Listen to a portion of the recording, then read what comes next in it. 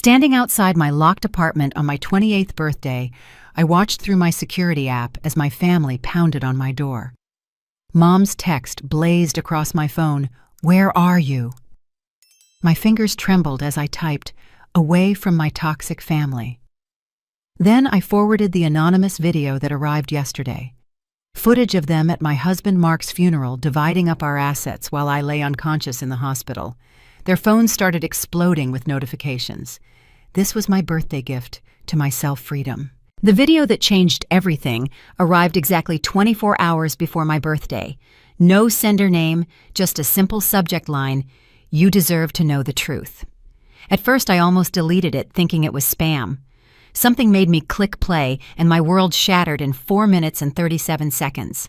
The footage was crystal clear, filmed from what looked like a hidden camera positioned on my bookshelf. I recognized my living room immediately. The pale blue walls Mark and I had painted together last spring, the vintage coffee table we'd found at an estate sale, the family photos arranged carefully on the mantel. But instead of the warm, familiar space, I knew it felt violated, invaded by the very people who should have protected it. 6 months ago, my husband Mark died in a car accident on Route 38. The same accident left me in a coma for 3 weeks, hovering between life and death, while machines breathed for me. My family told me they never left my side, taking shifts at the hospital, praying for my recovery.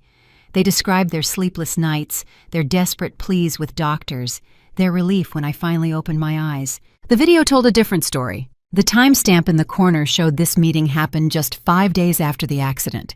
5 days. While I lay unconscious tubes down my throat, not knowing if I'd ever wake up again, my family sat in my living room with estate attorney Harrison Blake. I recognized him, Dad's golf buddy who handled sensitive family matters. Mom sat in my favorite reading chair, the one Mark bought me for our anniversary.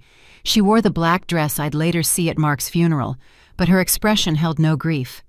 Instead, she flipped through papers with the efficiency of someone conducting a business meeting. "We need to be practical about this situation." Her voice came through clearly on the recording.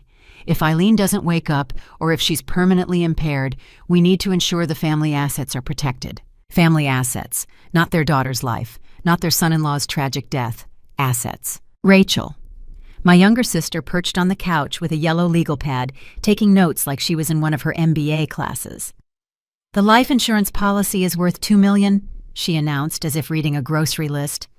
"Plus the house is fully paid off thanks to Mark's inheritance from his grandmother. Current market value is around $800,000. I felt bile rise in my throat watching her calculate my worth while I fought for my life 3 miles away. Todd, my older brother, stood by the window occasionally peering out as if watching for witnesses. His contribution chilled me the most. "What about the investment portfolio Mark mentioned? They had a diverse stock portfolio worth at least $500,000. And don't forget Grandma Eileen's trust fund. That's another $3 million that becomes accessible if something happens to her." Dad sat silent through most of it, but his presence was endorsement enough. When he finally spoke, it was only to ask Harrison about the legal implications of various scenarios. If she wakes up but has brain damage, who handles the finances? Can we get power of attorney retroactively? Harrison, to his minimal credit, seemed uncomfortable. "These are premature conversations, folks. Eileen is still alive, and doctors haven't given any indication she won't recover." Mom's response was swift and cold. "We're being realistic, Harrison. Someone needs to think about these things. Grief is a luxury we can't afford right now." But the worst part came near the end of the video. Rachel had moved to my kitchen. I could see her in the background making coffee in my favorite mug, the one Mark gave me that said, "World's Best Wife." And she called out, "Should I start cataloging the valuable items, the jewelry, the art pieces, the collectibles?" "Might as well," Mom responded. "We'll need a full inventory either way." The video showed them spreading out across my home like vultures, opening drawers, checking closets, evaluating my life's possessions. Todd found Mark's guitar collection in the spare room and actually strummed one, testing its sound. "These Gibsons are worth a fortune," he said. "Mark had good taste." Had. Past tense, like both Mark and I were already gone. Rachel discovered my grandmother's jewelry box in the bedroom and gasped. "Oh my God, the diamond set is still here. This must be worth $50,000 at least." She held up the necklace Grandma wore to her own wedding, the one she'd fastened around my neck on my wedding day, whispering that I reminded her of herself at that age, full of hope and love. I paused the video, unable to watch more continuously. My hands shook as I remembered waking up from the coma confused and disoriented, asking for Mark. Mom had held my hand, tears streaming down her face, telling me how they'd been there every day, praying for my recovery. "We almost lost you, sweetheart," she'd sobbed. "We were so scared." Now I knew the truth. They'd visited twice, once for appearance when I first arrived, and once when doctors called about my improvement. The hospital records confirmed it. While I lay dying, they were dividing my life like jackals over carrion. The meeting on video lasted another hour. They discussed liquidation strategies, tax implications, which assets to sell first. Harrison took notes and promised to prepare documents, just in case.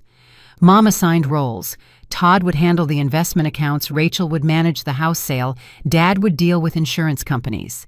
They had contingency plans for every scenario except one, me walking out of that hospital with full cognitive function and a broken heart. As the video ended, I heard Mom's final words, "Not a word about this meeting to anyone. If Eileen recovers, she never needs to know we were prepared. We'll be the supportive family she needs. But if she doesn't, well, we've protected the family's interests." Protected the family's interests. I was family, wasn't I? Or had I stopped being family the moment I accumulated wealth they felt entitled to? I looked at my phone screen where their messages were piling up. 47 missed calls. Dozens of texts ranging from confused to angry to pleading. They were still outside my apartment, still pounding, still demanding entry to my birthday celebration. The same celebration where they'd planned to smile, eat my food, accept my gifts, and continue their charade of loving family while calculating my worth. The anonymous sender had included a note at the end of the video. "There's more. They've been stealing from you. Check your accounts. Happy birthday. Celebrate your freedom." I pulled up my banking app, my stomach churning with dread about what I'd find next, because if they could plan my financial dissolution while I lay dying, what else were they capable of? The present moment crashed back as my phone vibrated violently in my hand. Todd's face filled the screen. The contact photo from happier times when I still believed in the illusion of brotherly love. I declined the call and switched back to my security app, watching the scene outside my door unfold like a twisted reality show. 3 blocks away, I sat in my rented Honda Civic, anonymous and invisible. I'd parked strategically where I could see my building but remain unnoticed. The rental was intentional. My family knew my car would recognize my license plate. Today required invisibility, and $32 per day seemed a small price for freedom. Through the doorbell camera, I watched Dad attempt to peer through my front windows. He cupped his hands around his eyes, pressing against the glass like a child at a candy store. The irony wasn't lost on me. He was trying to see inside the home he'd already inventoried for sale. Behind him, Mom's perfectly manicured hand continued its assault on my door, each knock more insistent than the last. Rachel had escalated the situation. Through the camera's audio, I heard her on the phone with building management. "Yes, we're very concerned. It's her birthday and she's not answering. We think something might be wrong." Her voice dripped with false concern, the same tone she'd used when telling me how worried she'd been during my hospital stay. "Can you please send someone to check on her? We're her family. We're so worried." Worried about their access to my money, perhaps. Worried their carefully constructed plan was crumbling.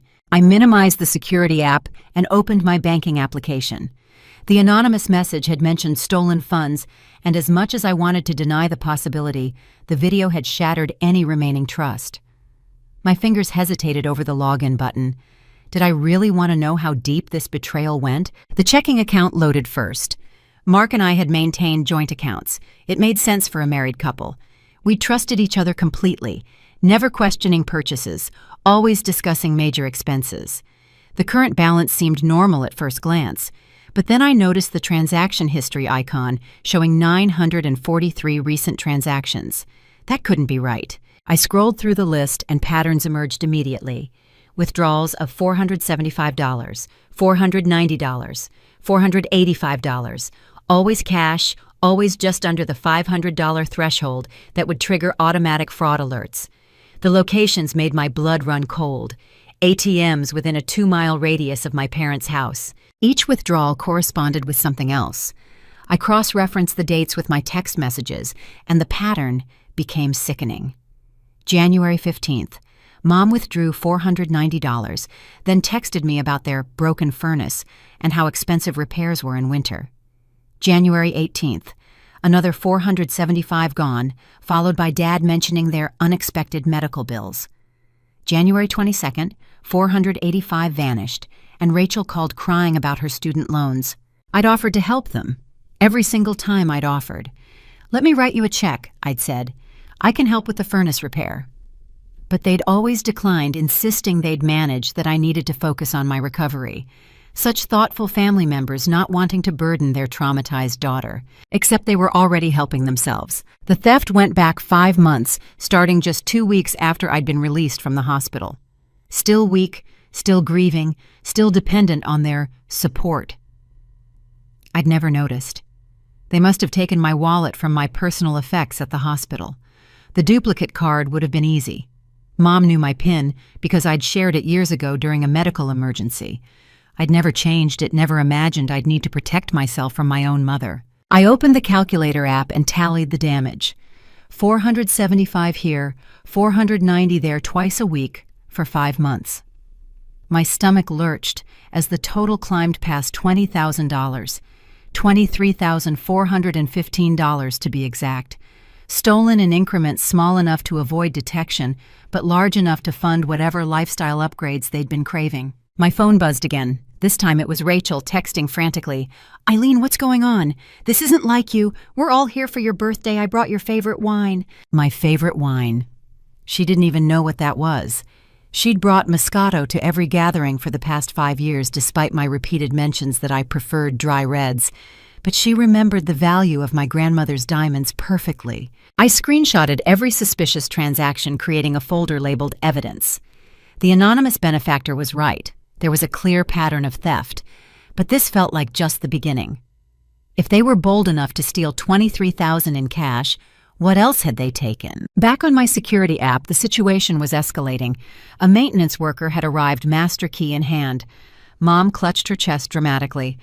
"Oh, thank goodness, we've been so worried. She hasn't answered any calls, and with her medical history..." My medical history. The coma they'd hoped would be permanent. The brain damage they'd planned around. The death that would have made them millionaires. I watched the maintenance worker hesitate. "I really should wait for police if you think something's wrong," he said. Professional protocol, thankfully. No, police," Dad interjected quickly. Too quickly. "We just want to make sure she's okay. Family concern, you understand." Through the camera, I could see my neighbor, Mrs. Patterson, peeking out from her door across the hall. 80 years old, and sharp as a tack, she'd been Mark's favorite neighbor. She'd brought me soup during my recovery, sat with me during the worst grieving days. Now she watched my family with narrowed eyes, clearly suspicious. My phone rang again. This time the caller ID made me pause. It was my bank's fraud department. With trembling fingers, I answered. "Ms. Morrison, this is Janet from First National Bank's fraud prevention team. We've noticed some unusual activity on your accounts and wanted to verify some recent applications." Applications? My voice came out as a whisper. "Yes, ma'am. We have applications for 3 new credit cards in your name submitted last week. The applications listed a different address than our records show. Would that be you updating your information?" The address she read was my parents' house. "No," I said firmly. "I didn't apply for any credit cards. I haven't changed my address." "I see. We'll flag these as fraudulent immediately. No cards were issued. Our system caught some discrepancies. However, I do recommend you check your credit report for any other unauthorized activities." I thanked her and immediately pulled up my credit monitoring app. What I found there made the $23,000 in stolen cash look like pocket change. My credit score had plummeted 200 points. Collections accounts I knew nothing about littered my report. Medical bills from my hospital stay that insurance should have covered were showing as delinquent. Credit cards I'd never opened showed maxed out balances. How was this possible? I'd been paying my bills, handling my responsibilities despite the grief and trauma. Or at least I thought I had. Then I remembered all the times Mom had offered to help with those overwhelming medical bills during my recovery. How she'd insisted on handling the stressful paperwork so I could focus on healing. I'd been grateful signing whatever she put in front of me, trusting her to manage the insurance claims and payments. My phone screen lit up with another message from the anonymous sender. This time it was a series of photographs. Mom's new Lexus SUV leather seats, gleaming temporary tags dated 2 months after Mark's death. Rachel on a beach in Cabo, tropical drink in hand, her Instagram post bragging about much-needed self-care. Todd's Facebook photos of his new boat, christened Second Chance, purchased 3 months after the accident, all funded by my medical insurance payouts and stolen money. The security camera showed my family still arguing with the maintenance worker. Mom was now crying mascara running in perfect tracks down her cheeks. It's her birthday. We just want to celebrate with her. Celebrate. They wanted to celebrate stealing from their daughter while she grieved her husband. Celebrate the successful execution of their plan to drain my accounts. Celebrate another year of access to their personal ATM. Me. I looked at the evidence mounting on my phone. Bank theft, credit fraud, insurance fraud, and underlying it all the video of them planning to profit from my death while I clung to life. They weren't my family. They were criminals who happened to share my DNA. My fingers moved across the screen, forwarding the banking evidence to my email to the cloud to multiple secure locations. The anonymous benefactor had given me a gift greater than exposing the truth. They'd given me the power to fight back. But there was more to uncover. The stolen money and fraud were just symptoms of something deeper, something that had been festering in my family long before Mark's death. As I prepared to dig deeper into the financial devastation, one question burned in my mind. How long had they been planning this? The answer I suspected would be worse than anything I'd discovered so far. Todd's voice boomed through my phone's speaker with the force of self-righteous indignation. I'd accidentally accepted his call while trying to screenshot more evidence, and his words filled my car before I could end it. Eileen, this is ridiculous. We're your family.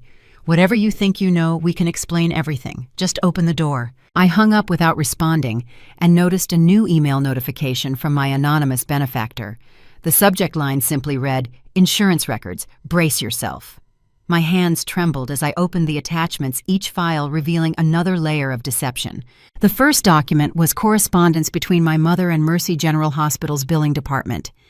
Dated 2 weeks after my accident, it showed Mom filing paperwork as my emergency medical representative. The forms were thorough, granting her full authority to handle insurance claims, receive reimbursements, and make financial decisions regarding my care. My supposed signature at the bottom was shaky but passable. Of course it was. I'd been heavily medicated, barely conscious, signing anything placed in front of me. But it was the second set of documents that made my blood freeze. Insurance payment records showed that Anthem Blue Cross had paid out $87,000 for my 3-week ICU stay, emergency surgeries, and ongoing care. The payments were sent directly to the account Mom had provided, her personal checking account for safekeeping during Eileen's recovery. Not 1 cent had reached the hospital. Instead, the records showed Mom making minimum payments to keep my accounts barely out of collections. $50 here, $75 there. Just enough to prevent legal action while she hoarded the bulk of the insurance money. Meanwhile, Mercy General's billing department had been sending increasingly urgent notices to my apartment, all of which I'd never seen, because Mom had been collecting my mail to reduce stress during recovery. I pulled up my credit report again, focusing on the medical collections. $32,000 to Mercy General, $15,000 to the neurology specialists, $8,000 to radiology, another $12,000 to various other providers, all legitimate bills from my care, all supposedly covered by insurance, all unpaid, while Mom sat on $87,000 meant for exactly these expenses. The anonymous sender had included screenshots of Mom's bank statements. I studied them, tracking where my medical money had gone. A $25,000 wire transfer to Lexus Financial Services appeared 2 days after the largest insurance payment. Multiple transfers to Rachel's account, each conveniently just under the $10,000 reporting threshold. Cash withdrawals matching the dates of Mom's new designer handbag, purchases her bathroom renovation, her sudden ability to afford weekly spa treatments. My phone buzzed with another file. This time it was an email exchange between Mom and someone named Bradley Hutchinson, who appeared to be a financial advisor. Mom's message was breathtaking in its audacity. I've come into some funds through a family situation. I need investment advice for approximately $75,000. Discretion is essential. His response recommended diverse portfolios, tax-advantaged accounts, and strategies for preserving family wealth. Family wealth built on fraud stolen from a daughter they'd left to drown in medical debt while recovering from trauma. Through my security camera, I watched the maintenance worker finally walk away, refusing to open my door without proper authorization. Dad kicked the wall in frustration, a flash of violence that reminded me he wasn't just complicit. He was actively participating. Rachel was now on the phone with what sounded like a locksmith lying about being locked out of her own apartment. My phone rang with an unknown number. Against my better judgment, I answered. "Ms. Morrison, this is Kimberly from Mercy General's billing department. I'm calling about your overdue account. We've been trying to reach you for months." My voice caught. I just discovered my insurance payments were misdirected. I'm working on resolving this." Her tone softened slightly. "I see. We can work with you on a payment plan, but I need to inform you that your account is scheduled for legal action next week if we don't receive substantial payment. The balance with interest and fees is now $41,000. $41,000. Almost half of what Mom stole, now doubled with penalties, while she enjoyed her luxury SUV. "Can you send me all the documentation?" I asked. "I'll need it for the police report." "Police report?" Kimberly sounded surprised. "This is a criminal matter." "Yes. My mother stole the insurance payments meant for your hospital. I have proof." The silence stretched before she responded. "Oh my. Let me connect you with our fraud department. This changes everything." While on hold, I received another message from my anonymous source. This time it was security footage from the hospital showing Mom at the billing office. She was smiling, chatting warmly with staff playing the role of devoted mother, handling her daughter's affairs. In her hand was a folder thick with papers, insurance checks by the timestamp, checks that never made it to their intended destination. The fraud department specialist who picked up was thorough and sympathetic. "If you can provide evidence of theft, we can work with law enforcement and potentially reverse some of the damage to your credit. Medical identity theft by family members is more common than people think." Medical identity theft. There was a term for what my mother had done. It wasn't just betrayal. It was a recognized crime with a name and legal consequences. As I provided information to the hospital, my phone lit up with texts from Rachel. "The locksmith is coming. We'll be inside soon. Whatever you're upset about, we can talk. Mom's really hurt by your behavior. You're not thinking clearly. Let us help you." Help me. Like they'd helped manage my medical bills. Like they'd helped by stealing $23,000 in cash. Like they'd helped by planning my estate division while I fought for life. The anonymous sender provided one final document for this revelation. An email from Mom to her sister in California. "Eileen's recovery is going well, but the medical bills are astronomical. We're doing our best to help, even dipping into our retirement. Family takes care of family after all." She'd been playing the martyr, telling extended family how much they were sacrificing for me while literally stealing my money. The performance was Oscar-worthy. How many sympathy cards had she received? How many people praised her dedication while she committed felony fraud? My security camera showed a new arrival, the locksmith Rachel had called. He was examining my door while she spun a tale of sisterly concern. But Mrs. Patterson had emerged fully from her apartment, now arms crossed, watching everything. "That's not your apartment," I heard her say clearly through the camera's audio. "That's Eileen's home, and you have no right to break in." "God bless Mrs. Patterson." Mom turned on her with venom. "This is a family matter. Mind your own business." "Eileen is my business," Mrs. Patterson shot back. "That girl went through hell, and where were you? I'll tell you where. Going through her mail and helping yourself to her belongings while she slept." My heart swelled. Someone had been watching. Someone had seen. The locksmith looked uncomfortable. "Ma'am, I need to see some proof of residency before I can open this door." Rachel fumbled for an answer while Mom's mask of concern slipped into fury. They were unraveling their plan, crumbling in real time. But I knew this was far from over. The medical bills were just one piece of a larger puzzle, and something told me the worst revelations were yet to come. My phone buzzed with the new message from the anonymous sender. "Ready for the next piece? Your father tried something that would have ended everything. Check your email." I steeled myself and opened the next file, wondering how much deeper this betrayal could go. The email attachment loaded slowly each second, stretching like an eternity. When it finally opened, I found myself staring at a real estate document that made every previous betrayal pale in comparison. It was a property transfer form for my house, the Victorian-era home Mark and I had spent 3 years renovating with our own hands, where we'd planned to raise children, where every room held memories of our life together. The document was dated 6 weeks after Mark's funeral. Dad's signature sprawled across the bottom as the initiating party attempting to transfer ownership from my name to a family trust he controlled. But it was the signature above mine that stopped my heart. My own name written in handwriting that looked remarkably like mine, but wasn't. The anonymous sender had included an entire email chain between Dad and Harrison Blake, the same attorney from the living room video. Their correspondence revealed a conspiracy that made me physically ill.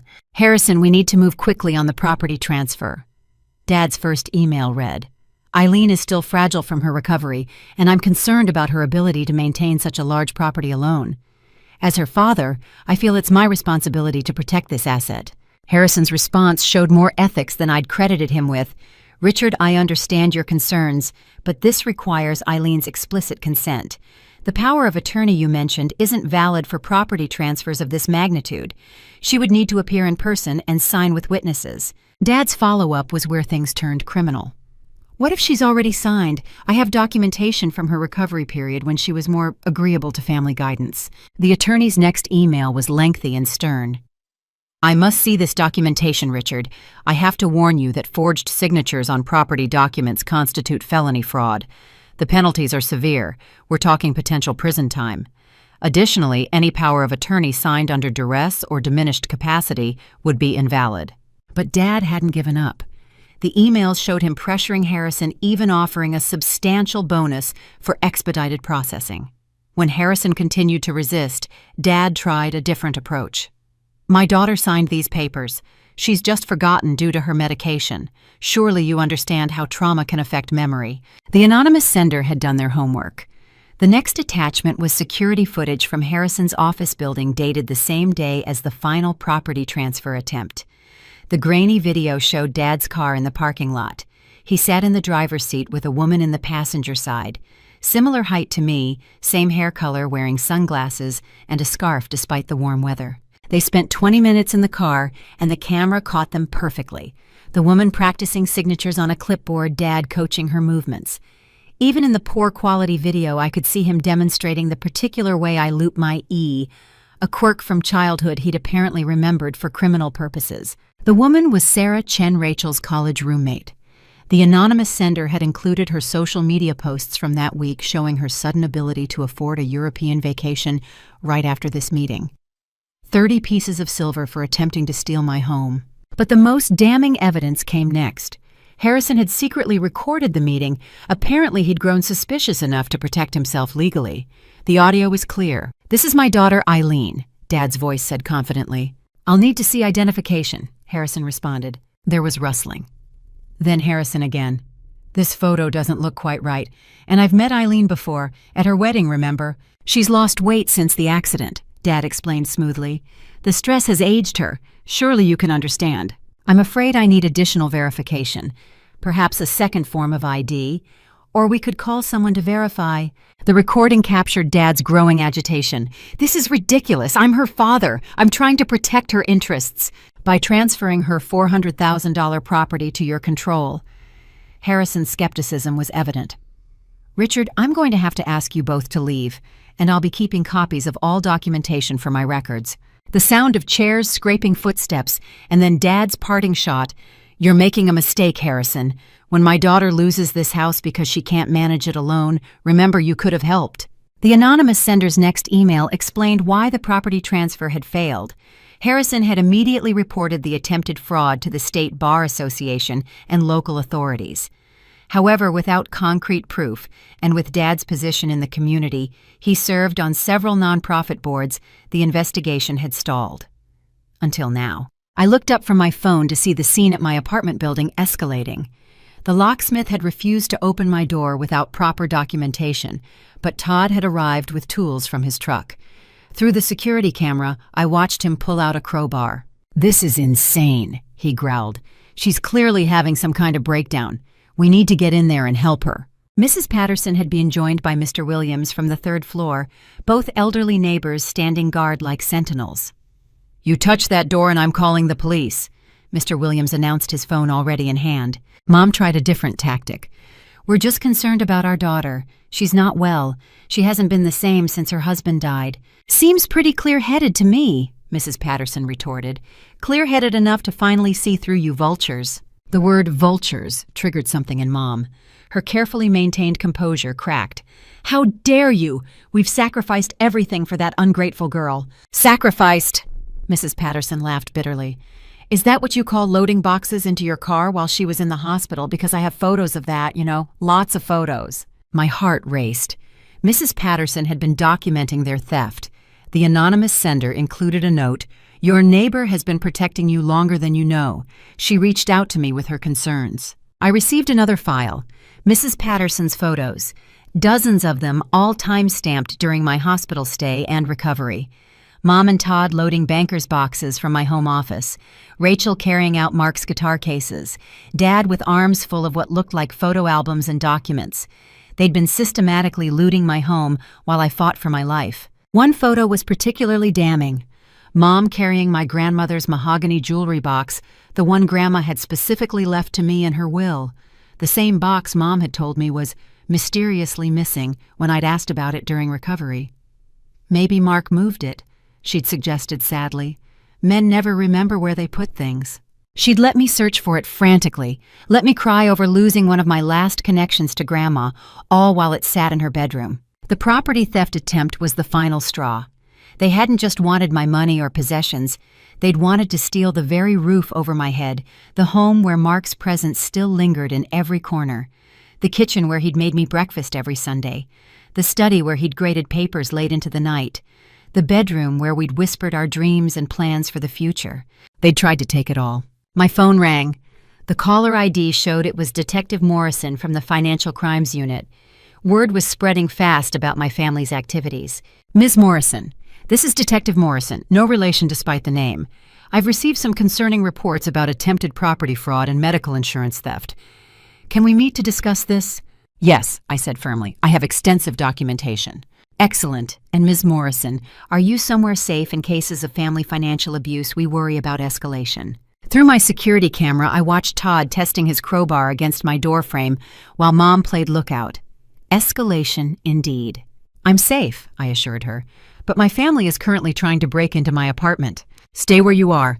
I'm dispatching units immediately. As I ended the call, I received one more message from my anonymous benefactor. This one was different. Not evidence, but a warning. What comes next will be the hardest truth.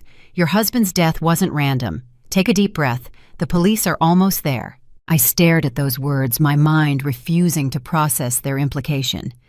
Mark's death wasn't random. The accident on Route 38 that had shattered my world, that had started this entire nightmare, it wasn't really an accident. Through the camera, I saw police cars pulling up their lights, painting my building in alternating red and blue. My family scattered like roaches exposed to light, but it was too late. The officers were already out of their vehicles, moving with purpose. Everything I thought I knew was crumbling, but one terrible question rose above all others. Had my family killed my husband? My phone buzzed with an intensity that made my hand shake. The message from my anonymous source contained just 4 words that changed everything. Check your email, now. The attachment was a formal report from Stronghold Life Insurance Company's Special Investigations Unit. Mark's $2 million policy had been flagged for review not because of the payout to me, but because of what happened before his death. My eyes scanned the dense text, each paragraph revealing another piece of a puzzle I'd never known existed. 2 weeks before the accident, someone had called Stronghold pretending to be Mark. The caller, male with a slight Boston accent that the voice analysis flagged as suspicious, had asked detailed questions about beneficiary changes, claim procedures, and payout timelines. The insurance company's recorded line had captured everything. "I'm thinking about updating my beneficiaries," the voice said. "My wife and I were going through some changes. How would I add family members to the policy?" The customer service representative had been thorough, explaining that any changes would require written documentation and spousal consent for policies over $1 million. The caller had grown agitated, demanding to know if there were ways around the spousal consent requirement. The report included voice analysis comparing the caller to known samples. It wasn't Mark.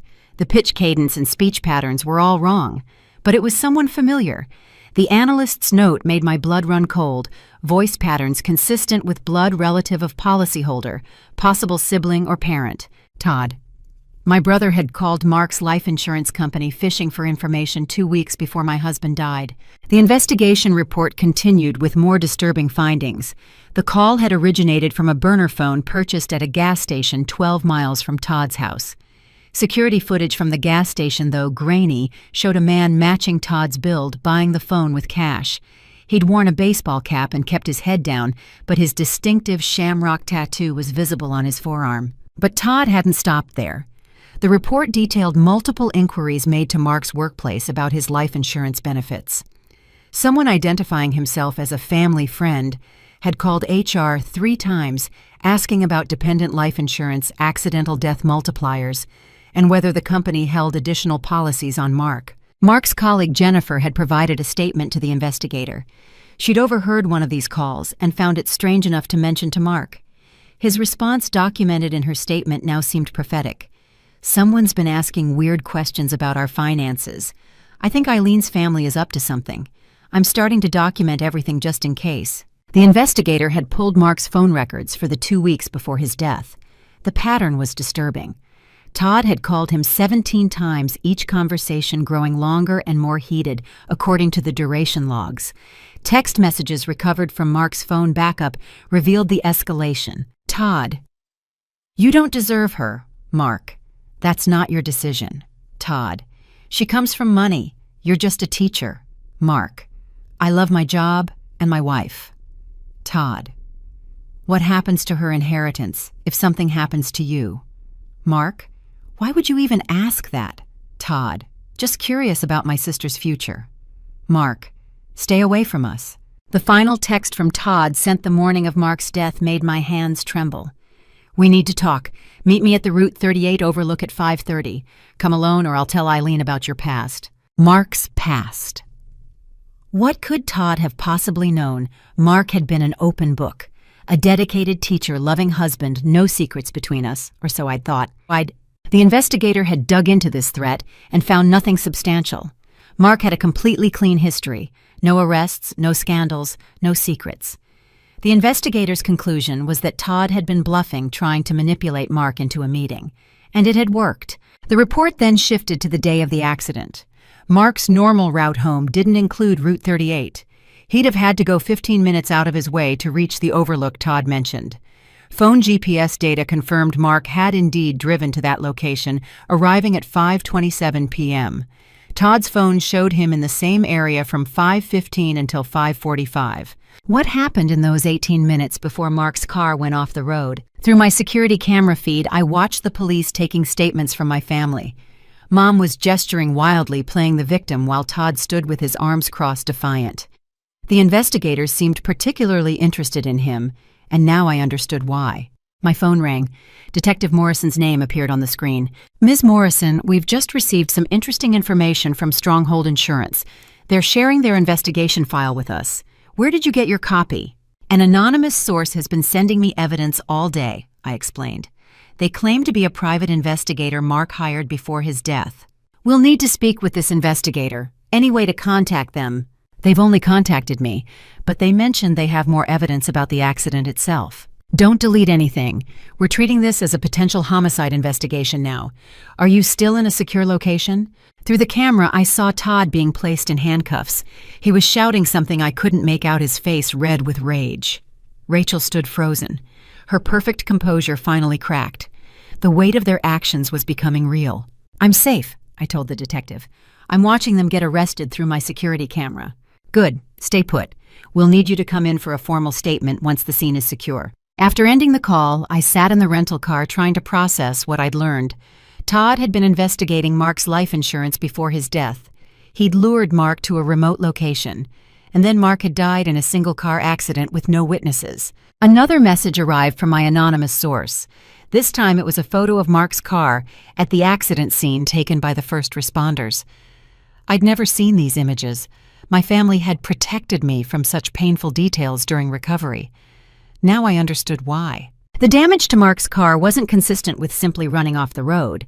The rear bumper showed clear impact damage, paint transfer in a distinct yellow color. Todd's truck was yellow, a custom paint job he'd been proud of, calling it Construction Zone Yellow at every family gathering. The investigating officer's notes included in the file mentioned the paint transfer, but noted that no other vehicle had been reported at the scene. Without a witness or suspect vehicle to examine, they'd classified it as hit and run and moved on. They'd never suspected the victim's brother-in-law. My phone buzzed again. This time it was a video file from the anonymous investigator. Traffic camera footage from a quarter-mile before the accident site. The timestamp matched the day Mark died. I held my breath as I pressed play. Mark's blue sedan passed the camera at 5:41 p.m. driving normally. 30 seconds later, Todd's yellow truck raced past, clearly pursuing. The truck was weaving aggressively, closing distance fast. The video ended there. The accident scene was beyond the camera's range. But it was enough. Todd had chased Mark. The paint transfer suggested contact. And Mark had ended up wrapped around a tree while Todd drove away, leaving my husband to die alone on a remote stretch of road. The anonymous investigator sent one final message for this revelation. "I'm sorry I couldn't prevent this. Mark hired me only 2 weeks before his death, not enough time to gather evidence that could have stopped them. But I promised him if anything happened, I'd make sure you knew the truth. There's more. Your sister was involved." Rachel was involved. Sweet, perfect Rachel, who'd cried at Mark's funeral, who'd held my hand through recovery, who'd brought me tea and cookies during the darkest days. How deep did this conspiracy go? Through the security camera, I watched as the police loaded Todd into a patrol car. His expression had changed from rage to fear. He knew the evidence existed. He knew his freedom was over. But this wasn't over. Not by a long shot. The investigation into Mark's death was just beginning, and I had a feeling the worst revelations were yet to come. My family hadn't just planned to profit from my death. They'd actively caused Mark's. The question now was whether it was manslaughter or murder, and how many of them were involved in the execution of their plan. The next file loaded on my phone with agonizing slowness. When it finally opened, I found myself staring at traffic camera footage from the State Highway Department, dated March 15th at 5:36 p.m., the day my world ended. The anonymous investigator had somehow obtained footage from multiple cameras along Route 38, creating a timeline of Mark's final journey. The first clip showed the Route 38 overlook, where Todd had demanded to meet Mark. The parking area was empty, except for Todd's yellow truck, distinctive even in the grainy footage. At 5:27, Mark's sedan pulled in parking at the far end as if maintaining distance. For 4 minutes, nothing moved. Then Mark's door opened, and he stepped out, his body language tense, arms crossed defensively. Todd emerged from his truck, and even without audio, their confrontation was obvious. Todd gestured aggressively, pointing at Mark, then at his truck, then spreading his arms wide in what looked like a demand. Mark shook his head repeatedly, backing toward his car. At 5:35, Mark got back in his vehicle and drove away. Todd stood watching for a moment, then ran to his truck. The second camera was positioned at the intersection of Route 38 and Millbrook Road. Mark's sedan passed at 5:39, maintaining a normal speed. 45 seconds later, Todd's truck blew through the frame, clearly exceeding the speed limit. The timestamp showed him accelerating to catch up. The third camera, mounted at the abandoned Watson farm 2 miles down the road, captured the escalation. Mark's sedan passed, now moving faster, with Todd's truck close behind. Too close. The truck swerved into the oncoming lane, pulled alongside Mark's car, then jerked back. They were playing a deadly game of cat and mouse at 70 miles per hour. But it was the fourth and final camera that made me sob aloud in my rental car. Positioned at the county line 3/4 of a mile from where Mark died, it showed the critical moment. Todd's truck rammed Mark's sedan from behind, sending it fishtailing. Mark fought for control, managing to straighten out. Todd struck again, this time hitting the rear quarter panel. The physics were inevitable. Mark's car spun left the road and disappeared from frame. The timestamp read 5:42 p.m. By 5:48, Mark was gone. The anonymous investigator had done more than just compile traffic footage. They'd obtained the original accident reconstruction report and highlighted discrepancies. The investigator who'd examined Mark's car had noted the paint transfer and rear-end damage, but hadn't pursued it. A handwritten note in the margin read, "Victim's family advises no other vehicles involved. Grieving widow confirms husband was alone." My family had told them Mark was alone. While I lay unconscious in the hospital, they'd interfered with the investigation of the murder they'd committed. But there was more. The investigator had tracked down a witness the police had missed. A farmer named Gerald Hutchins, who'd been repairing fencing near the accident site. His statement given to the private investigator 6 weeks after Mark's death was damning. I heard engines racing like someone was chasing. Looked up and saw a blue car being pushed around by a yellow truck. The truck hit the car hard from behind, sent it spinning. The car went off into the trees. The truck stopped for maybe 10 seconds, then took off fast. Never called for help, never checked on the driver. I called 911 right away, but by the time I got down there, it was too late. Why hadn't Gerald talked to police? The investigator's notes explained, witness has had negative experiences with local law enforcement, assumed they wouldn't believe him over a prominent local family, willing to testify now that evidence supports his account. My phone buzzed with a new message containing Rachel's phone records from that day. The pattern made my stomach turn. At 5:15, as Todd headed to meet Mark, Rachel texted him, "Are you sure about this?" Todd's response, "He won't listen to reason. Sometimes you have to force the issue." At 5:38, as Todd chased Mark, "Where are you?" Todd following him, "He won't stop." At 5:43, 1 minute after the crash, 911 now, Route 38 near mile marker 47. "Rachel, what happened?" Todd, "Just call, make it anonymous." The records showed Rachel called 911 at 5:44 from a payphone at a gas station 8 miles away. She reported seeing a car in the trees while driving past, gave the location, and hung up. Her own cell phone GPS showed her nowhere near the accident site.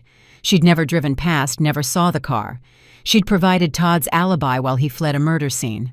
The anonymous investigator included security footage from the gas station where Rachel made the call. She was visibly shaking, tears streaming down her face. But she made the call. She chose Todd over truth, family conspiracy, over justice for Mark. Through my doorbell camera, I watched the police scene at my apartment building. Rachel was now in handcuffs too, her perfect makeup ruined by tears. I could read her lips as she spoke to the officers. "I didn't know he would. I thought he just wanted to talk." The lies came so easily to her even now. My phone rang with another unknown number. When I answered, a gravelly voice spoke, "Mrs. Morrison, this is Gerald Hutchins. I heard the police are finally investigating your husband's death properly. I want you to know I saw everything. That truck murdered your husband plain as day. I'll testify to that in court." "Thank you," I whispered, tears flowing freely. "Thank you for coming forward. I should have done it sooner.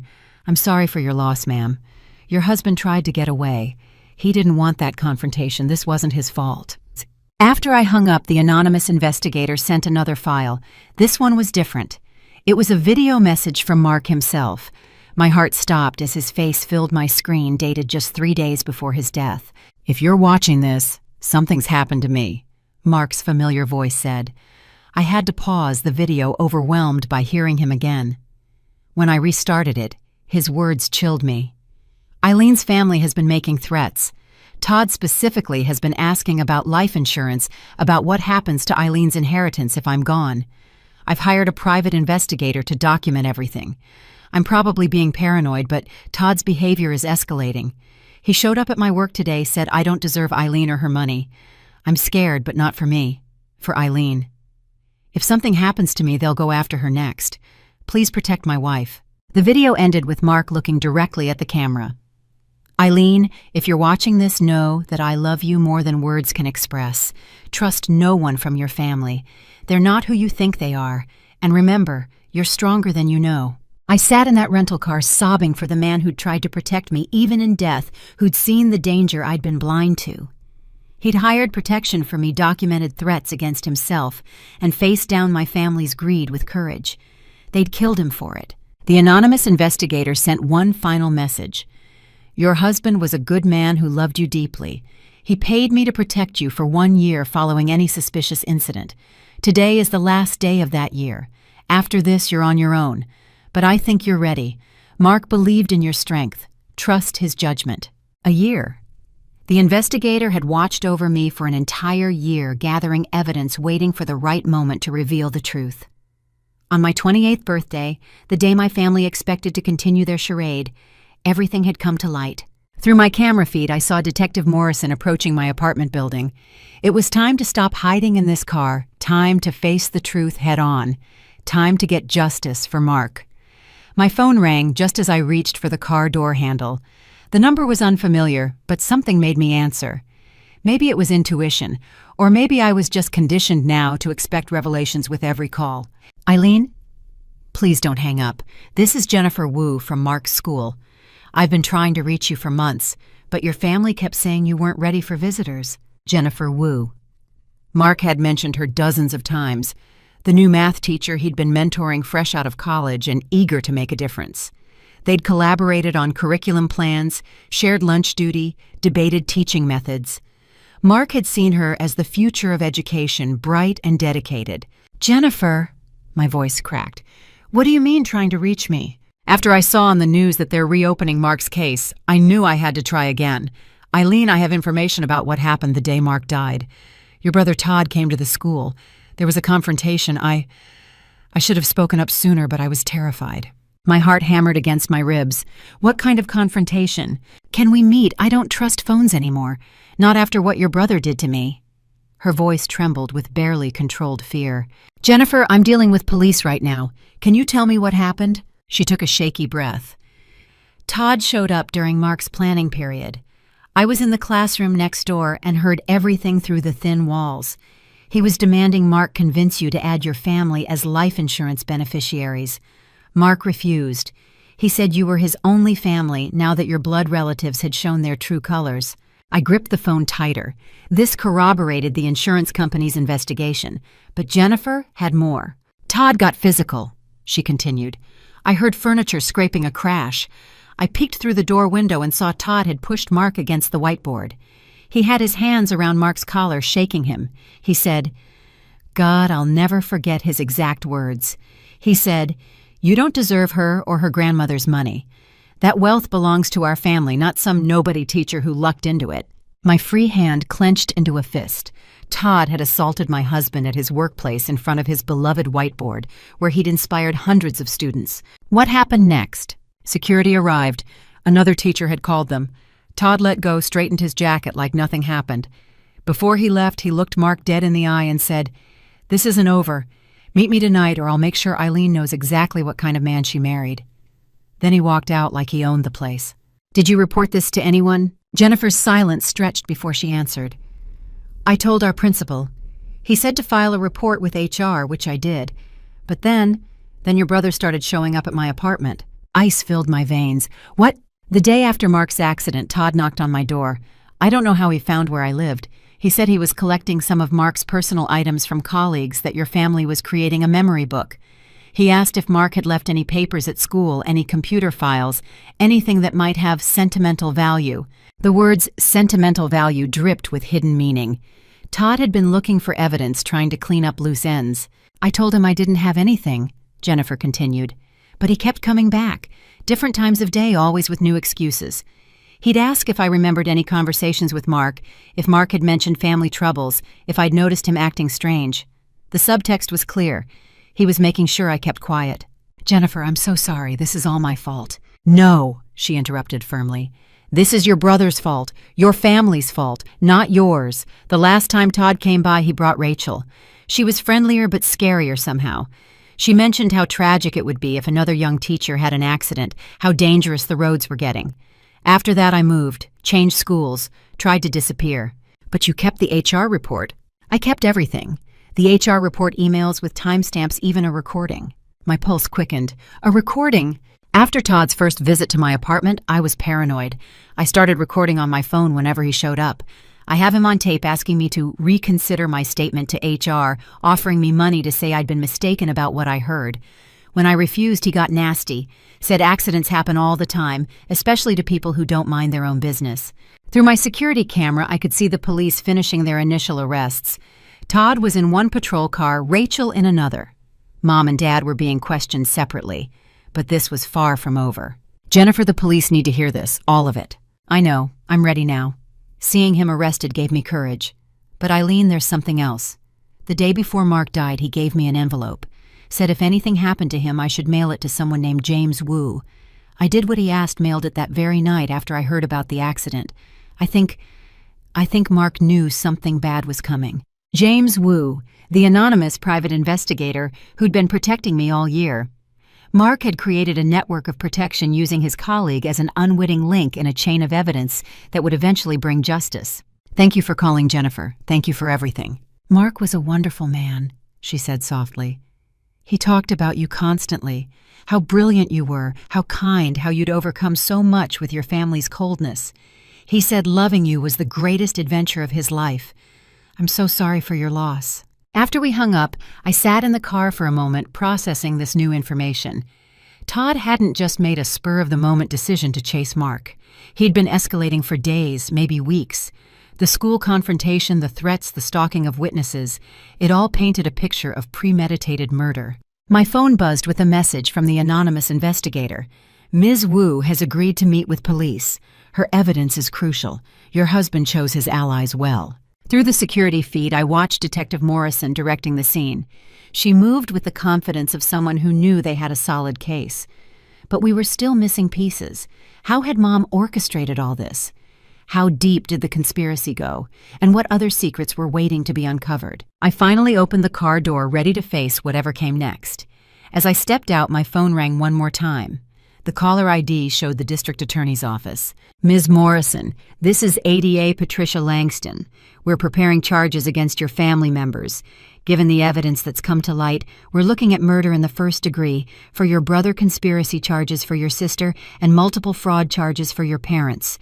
I need to warn you, this is going to get uglier before it gets better. Your family has resources and they'll fight hard. I understand, I said, surprising myself with the steadiness in my voice. They killed my husband. They can fight all they want. I have the truth on my side. Good. That strength will serve you well.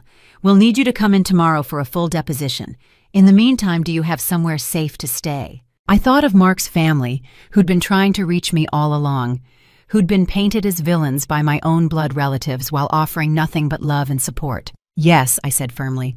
I have real family to stay with. As I walked toward my apartment building, toward the chaos my family had created, I felt Mark's presence like a warm embrace. He'd known this day would come. He'd prepared for it, protected me even in death. And now, finally, his murderers would face justice. But the anonymous investigator had warned that more revelations were coming. As I approached Detective Morrison, ready to give my statement, I couldn't shake the feeling that the worst betrayal was yet to be revealed. The scene outside my apartment building looked like something from a crime drama. 3 patrol cars with lights flashing yellow tape being strung across the entrance, and my family in various stages of being processed by law enforcement. But this wasn't television. This was my life, unraveling and rebuilding simultaneously. Detective Morrison spotted me approaching and met me halfway. Her expression was professional, but sympathetic. Ms. Morrison, I'm glad you're here. We need to take your statement, but first I want you to see something. She led me to one of the patrol cars where Todd sat in the back, handcuffed and furious. Through the window, I could see the man I'd once called brother. The same person who'd taught me to ride a bike, who'd walked me down the aisle at my wedding, because Dad had been too emotional. Now his face was contorted with rage, all pretense of familial affection gone. We found evidence in his truck, Detective Morrison said quietly. Paint transfer matching your husband's vehicle plus something else. A baseball bat under the seat with blue paint on it. We think he used it to strike your husband's car during the chase. A baseball bat. Todd had gone to meet my husband armed with a weapon ready for violence. But that's not the most damning evidence, she continued, leading me away from the car. Your sister broke down during questioning. She's trying to claim she was coerced, but her confession revealed something we didn't expect. As if on cue, I heard Rachel's voice carrying across the parking lot. She was sobbing hysterically to another officer, her words tumbling out in a desperate stream. It wasn't supposed to happen that way. Todd said he just wanted to scare Mark, make him more cooperative about the money. I was only supposed to be the lookout to call 911 if things went wrong. I didn't know he would actually kill him. The officer questioning her remained stone-faced. But you did know about the plan to force Mr. Morrison off the road. Rachel's silence was damning. Detective Morrison turned back to me. She's admitted to being present at the scene. Her car was parked on a side road positioned to pick up your brother after the assault. When Mark's car went off the road, she panicked. Instead of calling 911 immediately or trying to help, she picked up Todd and they fled. She made the anonymous call 10 minutes later from a payphone after they'd had time to get their stories straight. I felt my knees weaken. Rachel had been there. She'd watched my husband die and chosen to protect his killer instead of trying to save him. There's more, Detective Morrison said gently. We've been examining her phone more closely. There are text messages from earlier that day showing this was planned. Your mother was involved in the planning. She showed me printouts of the text exchange. Mom, is everything set for tonight? Rachel, Todd's ready. I'll be at position B. Mom, remember we need this resolved before Eileen gets too independent. The insurance money is crucial for our plan. Rachel, what if something goes wrong? Mom, nothing will go wrong. Todd knows what he's doing. Just stick to the plan. The timestamp was 2 hours before Mark died. While I was at physical therapy relearning how to walk without pain, my mother was coordinating my husband's murder. A commotion near the building entrance caught my attention. The police were bringing Mom out in handcuffs, and her reaction was pure theater. This is a mistake. I'm being targeted for trying to help my daughter, Eileen's sweetheart, tell them this is all a misunderstanding. I stepped forward, meeting her gaze directly. The only misunderstanding was me believing you ever loved me. Her mask slipped completely then. The loving mother vanished, replaced by something cold and calculating. You ungrateful brat. Everything we did was for the family. You were going to waste that money on your pathetic teacher husband. We deserved better. So you killed him. My voice carried across the parking lot, drawing everyone's attention. Mom's lawyer, who'd apparently arrived while I was talking to Detective Morrison, tried to silence her, but she was beyond caring. Todd was supposed to convince him to share, to be reasonable. If Mark had just agreed to add us to the insurance, none of this would have happened. His death is on his own stubborn head. The police officers exchanged glances. She'd just confessed to conspiracy in front of a dozen witnesses. Dad, who'd been silent until now, finally spoke up from where he stood with another officer. Linda, shut up. You're making things worse. Worse? Mom laughed bitterly. How could it be worse, Richard? Our daughter chose them over us. She let us struggle while sitting on millions. My mother left everything to her. My mother, I was the one who cared for her, who sacrificed, and she left it all to this ungrateful child. The truth was finally spilling out. This had never been about my well-being or even greed in the traditional sense. This was about Mom's decades-old resentment that Grandma had seen through her facade and protected me with her inheritance. Detective Morrison stepped in. Mrs. Morrison, I'm going to stop you there. Anything else you say can and will be used against you. But Mom was beyond reasoning. As they led her to the patrol car, she kept ranting. That money should have been mine. I'm the daughter. I deserved it, not her.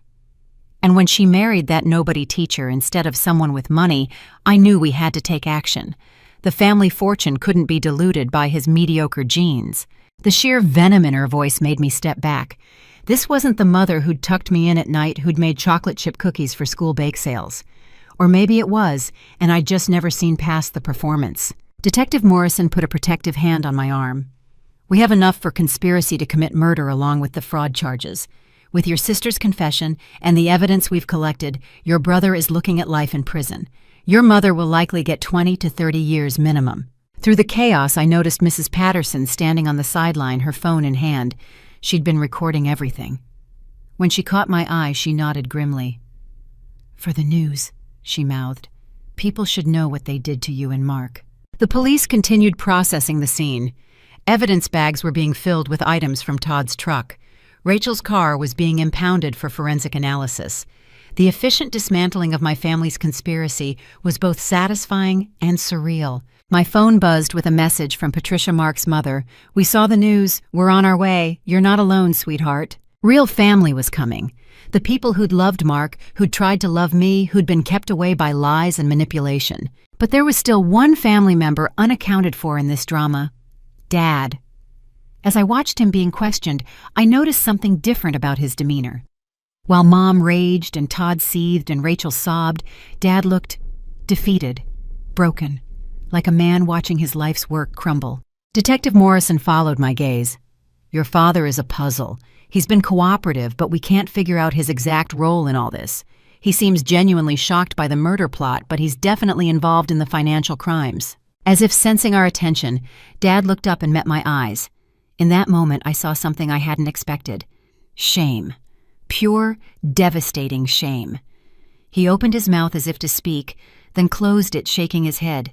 Whatever his role in this nightmare, Richard Morrison knew there were no words that could undo what had been done. No explanation that could bring Mark back or restore the family we'd pretended to be. The anonymous investigator sent another message. Your father has secrets too. The full truth will come out at trial. Be prepared.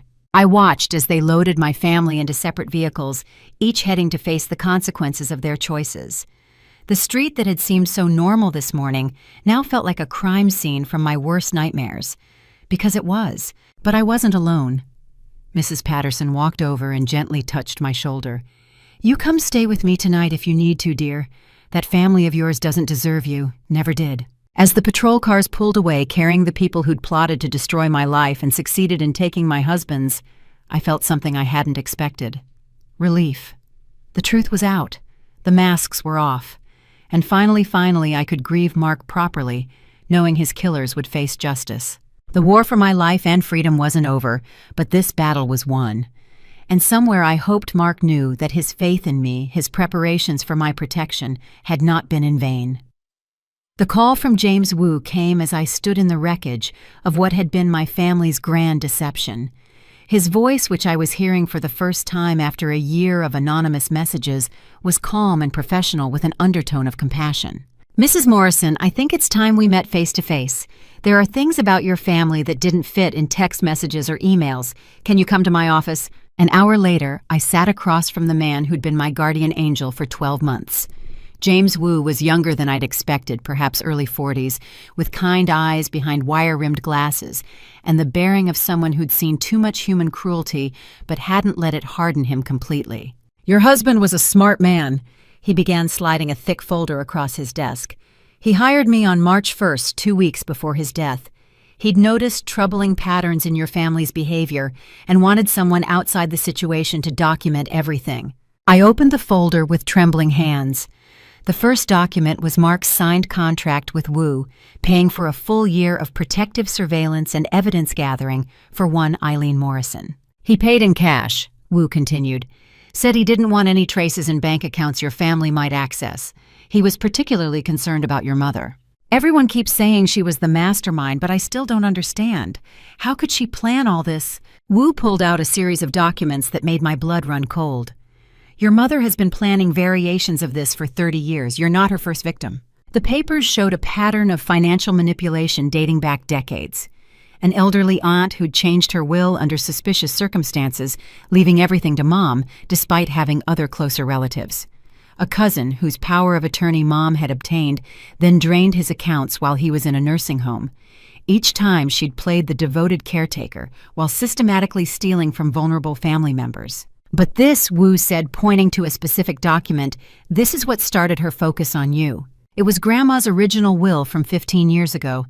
In it, she'd left her estate equally to Mom and her 2 siblings. But there was a codicil added 10 years later, after Mom had been caught stealing from Grandma's checking account.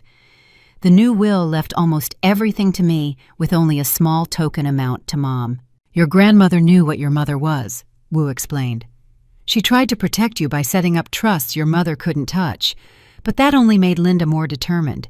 She saw your inheritance as stolen from her, and she's been planning to reclaim it ever since. But killing Mark, how does that fit? Wu's expression darkened. Your mother is patient. Her original plan was slower. Isolate you, create financial dependence, gradually take control of your assets. But when you married Mark, everything changed. He saw through her immediately. Started limiting her access to you, encouraging you to set boundaries. He became an obstacle. He pulled out another set of documents, emails between Mom and a financial advisor from 2 years ago, before Mark and I even married. She was already strategizing about my inheritance, discussing how to protect family assets from poor marital choices. When her subtle manipulations failed, she activated her backup plan, your siblings. She'd been poisoning them against you for years, telling Todd he was cheated out of Grandma's love, telling Rachel you were the favorite who got everything. When the time came, they were primed and ready. But the murder, that was Todd's improvisation. Your mother wanted Mark gone, but she envisioned a divorce, maybe a scandal that would drive him away. Todd, fueled by years of resentment and his own financial problems, decided on a more permanent solution. The text messages show your mother was surprised by the accident initially, then quickly adapted it into her plan. Wu showed me Todd's bank records. He was 3 months behind on his mortgage, his construction business failing, credit cards maxed out. He saw your money as his lifeline. When Mark stood in the way, he killed him. The words tasted like ash. Your mother didn't explicitly order the murder, which is why her lawyer will argue for lesser charges. But she created the environment, stoked the resentment, and gave tacit approval for whatever was necessary to secure your assets. Wu pulled out one final folder marked with my father's name. This is perhaps the saddest part. Your father wasn't originally part of the plan. He genuinely loved you in his limited way. But your mother had leverage. The folder contained photos that made me gasp. My father with another woman, clearly intimate moments, captured over many years. The woman wasn't anyone I recognized, but the timestamps went back 2 decades. Your mother has known about his affair for 20 years, Wu explained. She's held it over him, using it to control him. When she needed his cooperation for the fraud, she threatened to destroy him, financially and socially. He chose his reputation over his daughter.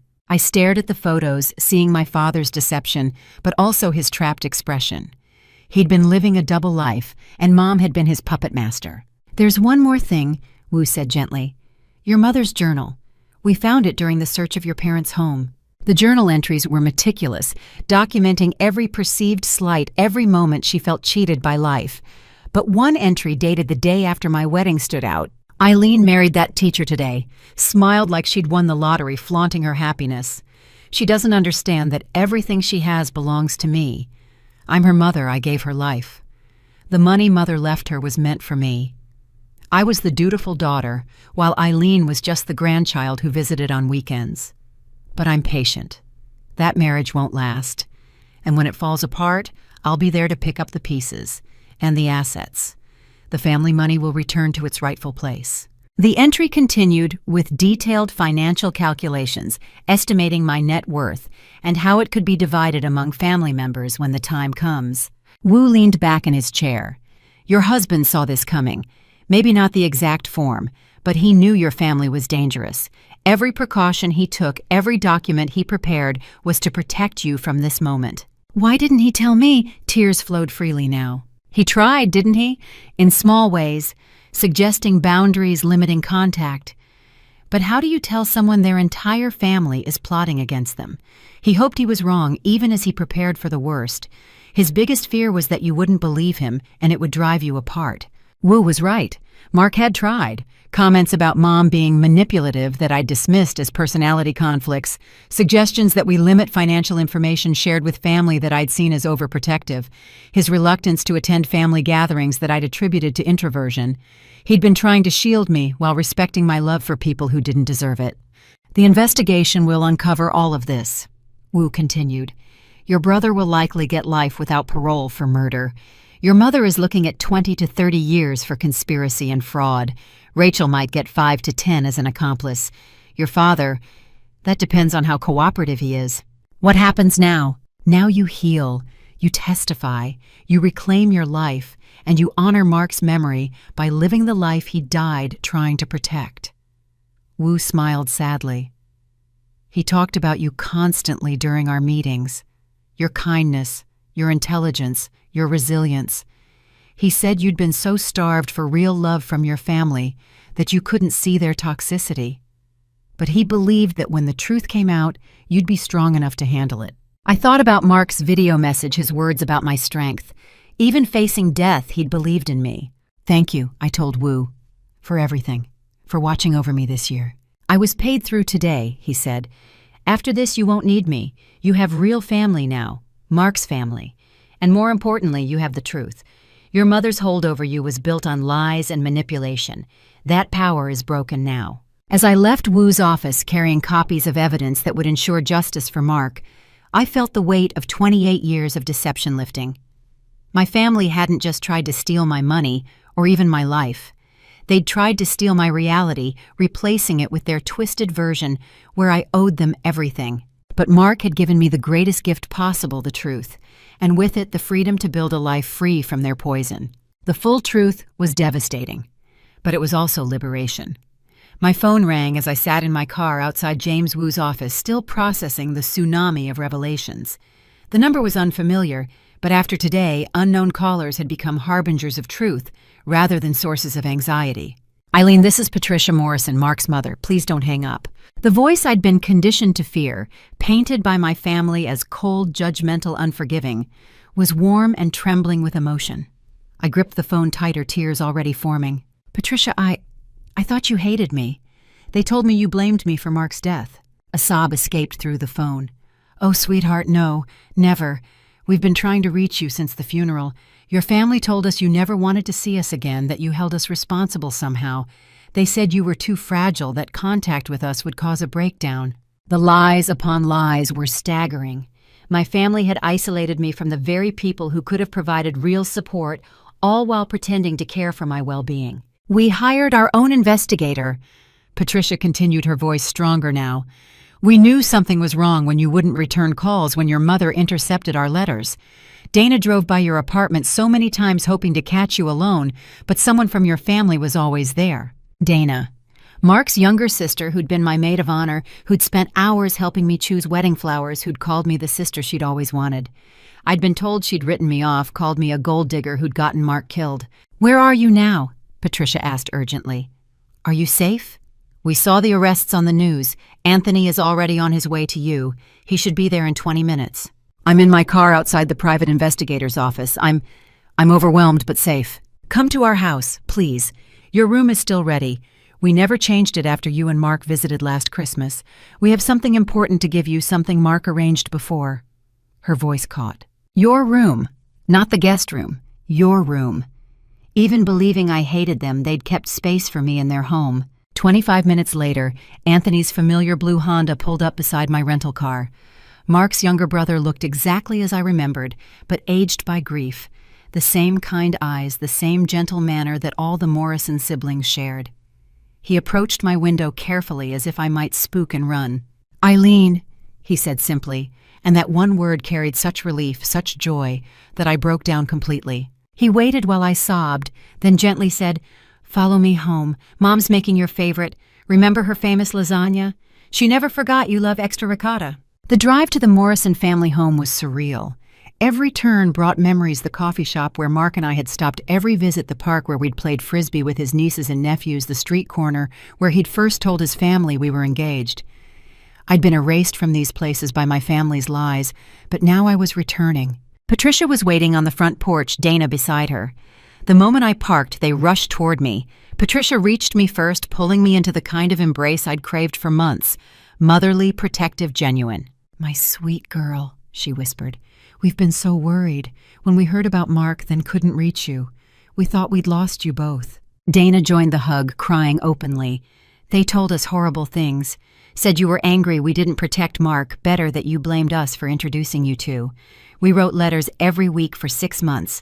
Did you get any of them? I shook my head, unable to speak through the tears. My family had stolen even condolences, even love sent through the mail. Inside the house, everything was achingly familiar, yet different. Mark's photos were everywhere, formal portraits mixed with candid shots, including our wedding photos prominently displayed. My family had hidden all traces of him, but here he was celebrated, mourned properly. Sit, Patricia commanded gently, guiding me to the kitchen table. You're too thin. When did you last eat a proper meal? I couldn't remember. The day's revelations had destroyed any appetite, and truthfully, I'd been subsisting on barely anything for months, my family's care consisting mainly of criticism about my appearance. As Patricia bustled around the kitchen, Anthony sat across from me. We know about the investigation. Our lawyer has been in touch with the DA's office.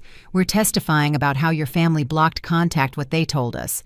Every lie they told helps establish the conspiracy pattern. But that's not why we fought so hard to reach you, Dana added, sitting beside me. We have something from Mark. He set it up 2 weeks before the accident, right after he hired the investigator. Patricia returned with a sealed envelope and a key.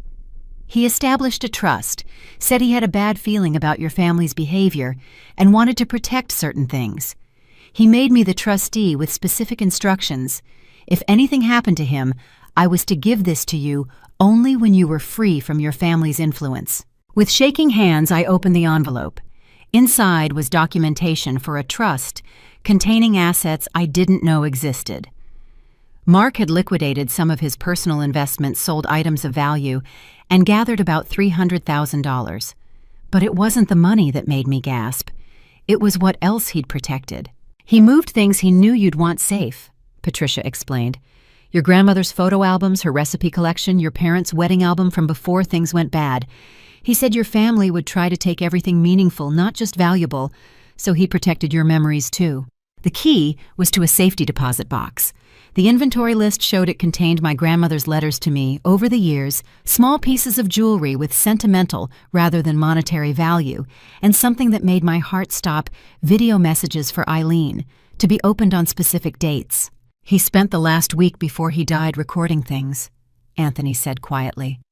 Birthday messages, anniversary messages, just talking to you about daily stuff. He said if something happened, he wanted you to still hear from him on important days. Mark had prepared for his death with such detail, such love.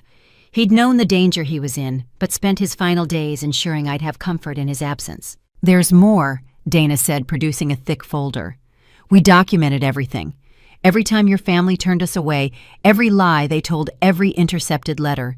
Patricia hired an investigator too, hoping to find evidence of their interference. Their investigator's report corroborated everything James Wu had found and more. Photos of my family removing boxes from my home during my hospital stay. Records of Mom calling various family friends to warn them about my fragile state and ask them not to contact me. Even evidence that she'd had my mail forwarded to her address temporarily and never restored it. 6 weeks after the funeral, Patricia said, returning with a plate of food that she set firmly in front of me, I ran into your Aunt Caroline at the grocery store. She said she'd been told I was harassing you, that she should call police if I tried to contact you again. Your mother had poisoned every well of support you had. The scale of the isolation campaign was breathtaking. While telling me everyone had abandoned me, my family had been actively blocking anyone who tried to reach out. They'd created a perfect prison of loneliness, making themselves my only source of support, while systematically draining my resources. Why didn't you go to the police earlier? I asked, though I suspected the answer. We tried, Anthony said bitterly. They said it was a family dispute. Without evidence of a crime, they couldn't intervene. Your mother played the concerned parent perfectly, and we looked like interfering in-laws. It wasn't until Wu contacted us that we understood the full scope. Patricia sat beside me, taking my hands. We failed you once by not pushing harder. We won't fail you again. This is your home now for as long as you need. Your real family. Looking around the table at these people who'd loved Mark, who'd loved me, who'd fought against lies to reach me, I felt something I hadn't experienced in over a year: safety. Real, unconditional safety. We have Sunday dinner every week, Dana said softly. Mark's chair has been empty waiting. We'd set your place too, hoping. Now you're here. I don't deserve, I began, but Patricia cut me off. Stop. That's your mother's voice, not yours. You deserve love, support, family. Mark knew it. We know it. It's time you knew it too. As I sat in that warm kitchen eating homemade lasagna while Mark's family shared stories and memories, I realized the cruelest part of my birth family's plan. They hadn't just tried to steal money or property. They'd tried to steal love itself, convincing me I was alone when I was actually surrounded by people desperate to help me. But love, real love, is patient. It waits. It persists. And now finally, it had found its way back to me. That evening at the Morrison house after dinner and tears and shared memories, James Wu arrived with a briefcase that would crack the case wide open.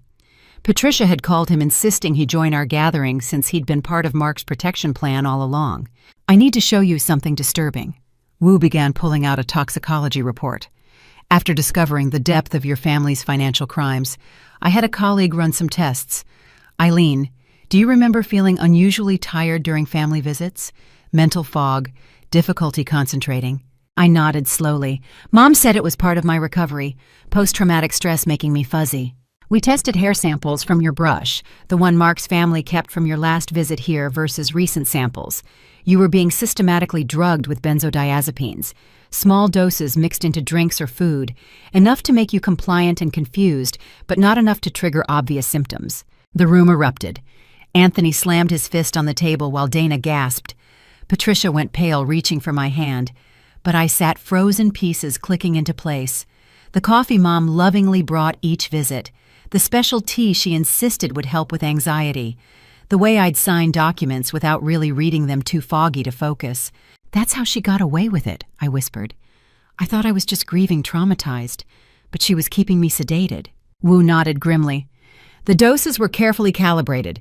Medical records show your mother asked detailed questions about your prescriptions, claiming she needed to avoid interactions. In reality, she was determining exactly how much she could give you without causing dangerous reactions. He produced another document, security footage from my apartment building during my recovery. Time-stamped videos showed my family's visits, but what I hadn't noticed before was the pattern. Mom always arrived with beverages, always insisted I drink them during the visit, always stayed until I finished them. Within an hour, the footage showed me becoming noticeably less coordinated, more passive. There's more, Wu continued. Your neighbor, Mrs. Patterson, documented something crucial. He pulled out a series of photos. She noticed your family removing items during each visit and started photographing everything. The images were damning. Mom carrying out filing boxes labeled financial records. Todd loading Mark's computer and external drives into his truck. Rachel with arms full of photo albums. Dad hauling away Mark's father's antique desk, a piece Mark had treasured. Mrs. Patterson tries to intervene, Wu explained. But your mother claimed you'd asked them to store things temporarily, that seeing Mark's belongings was too painful. Mrs. Patterson didn't buy it, so she documented everything and reached out to me through Mark's obituary guest book of all places. She'd seen my name listed as a family friend. Patricia interjected. That explains what they were looking for at Jennifer Wu's apartment. Mark must have backed up evidence about their behavior on drives they took. Wu pulled out his phone. Speaking of evidence, I received this an hour ago from the forensics team. He showed us an email with attached files. They recovered deleted texts from Rachel's phone. The conspiracy goes deeper. He read aloud, Rachel to Mom, January 2025. The medication is working. She signed 3 documents today without reading. Mom to Rachel. Good. We need the power of attorney finalized before she starts recovering too much. Double the dose in tomorrow's tea. Rachel, isn't that dangerous? Mom, I know exactly how much she can handle. I've done this before. Done this before, Dana repeated, horrified. With who? Wu's expression darkened. We're investigating 3 suspicious deaths in your extended family over the past 20 years. Elderly relatives who died shortly after changing their wills in your mother's favor. Each had documented personality changes and confusion in their final months. The scope of my mother's crimes was expanding into serial killer territory. How many vulnerable family members had she slowly poisoned while playing the devoted caretaker? But here's what will ensure maximum sentences, Wu said, pulling out another folder. Your cousin Marie contacted me today. She's been in hiding in Oregon, but she's willing to testify. Marie's alive, I gasped. We'd been told she'd moved to Europe and cut all contact after a mental breakdown. Very much alive and very angry. She's been documenting your mother's crimes for years, building her own case. She has recordings, documents, evidence of previous poisonings. She's been waiting for someone else to come forward, too terrified to face your mother alone. Wu played an audio recording on his phone. Marie's voice, older but unmistakable, filled the room. Linda Morrison is evil incarnate. She nearly killed me with her helpful teas and vitamin supplements, made me think I was losing my mind. I signed away Dad's entire estate, believing I was too sick to manage it. It wasn't until I escaped and got clean that I realized what she'd done. I've been hiding ever since, but I kept everything. Every receipt, every document, every piece of evidence. If someone else has finally stood up to her, I'll come back. We can stop her together. The room sat in stunned silence. My mother wasn't just a greedy relative. She was a calculated predator who'd been perfecting her methods for decades. The district attorney is building a RICO case, Wu explained. Your family operated as an organized crime syndicate with your mother as the head.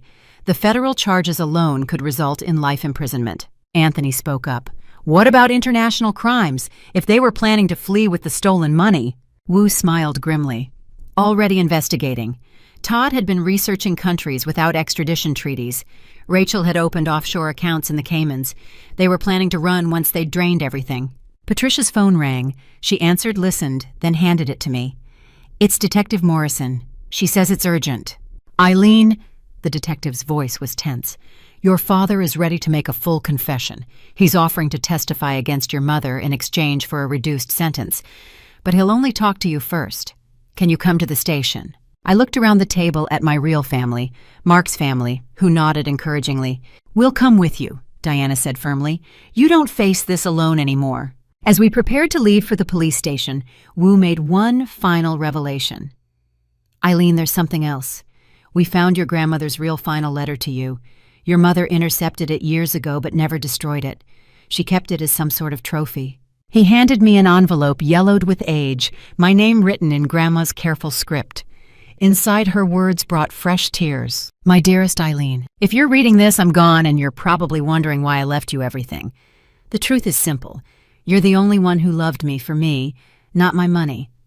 Your mother has been stealing from me for years, thinking I didn't notice. I noticed everything. I've protected what I can in trusts she can't touch, but I fear she'll still try to take from you. Be careful, my sweet girl. Your mother's greed has no limits, and she'll use your good heart against you. Find someone who loves you truly, not for what you have, but for who you are. Build your own family, and never ever let Linda make you feel guilty for receiving what is rightfully yours. All my love, Grandma. P.S. Check the false bottom in my jewelry box. I left something special just for you." Through my tears, I realized even Grandma had known. Everyone had tried to protect me from my mother except me. But now, finally, I was ready to fight back. "Let's go hear what Dad has to say," I said, standing with new resolve. "It's time to end this properly." The investigation was revealing tentacles of crime stretching back decades, but at its center was always my mother, the woman who'd given me life and then spent years trying to steal it back piece by piece. The police station interrogation room was cold and sterile, nothing like the warm Morrison kitchen I'd just left. Dad sat across from me looking like he'd aged 20 years in 12 hours. His expensive suit was wrinkled, his perfect hair disheveled, and his hands shook with what I recognized now as withdrawal, probably from whatever cocktail of medications Mom had been feeding him too. "Eileen," he began, then stopped, unable to meet my eyes. "I don't expect forgiveness." "Good, because you won't get it. Mark is dead because of you." He flinched. "I didn't know about the murder plan, I swear. Linda told me Todd was just going to talk to him, convince him to be more generous with the family. When we heard about the accident..." He paused, swallowing hard. I wanted to believe it really was an accident. Detective Morrison, sitting beside me, pushed a digital recorder closer. "Mr. Morrison, you indicated you have information about other crimes." Dad nodded, finally looking up. His eyes were hollow-haunted. "Linda's been doing this for 37 years. I need to tell you about Marie first. She's the key to everything." "We know Marie's alive," I said coldly. "No thanks to you." "You don't know why she ran," Dad countered. "Linda didn't just drug her. She tried to have her committed.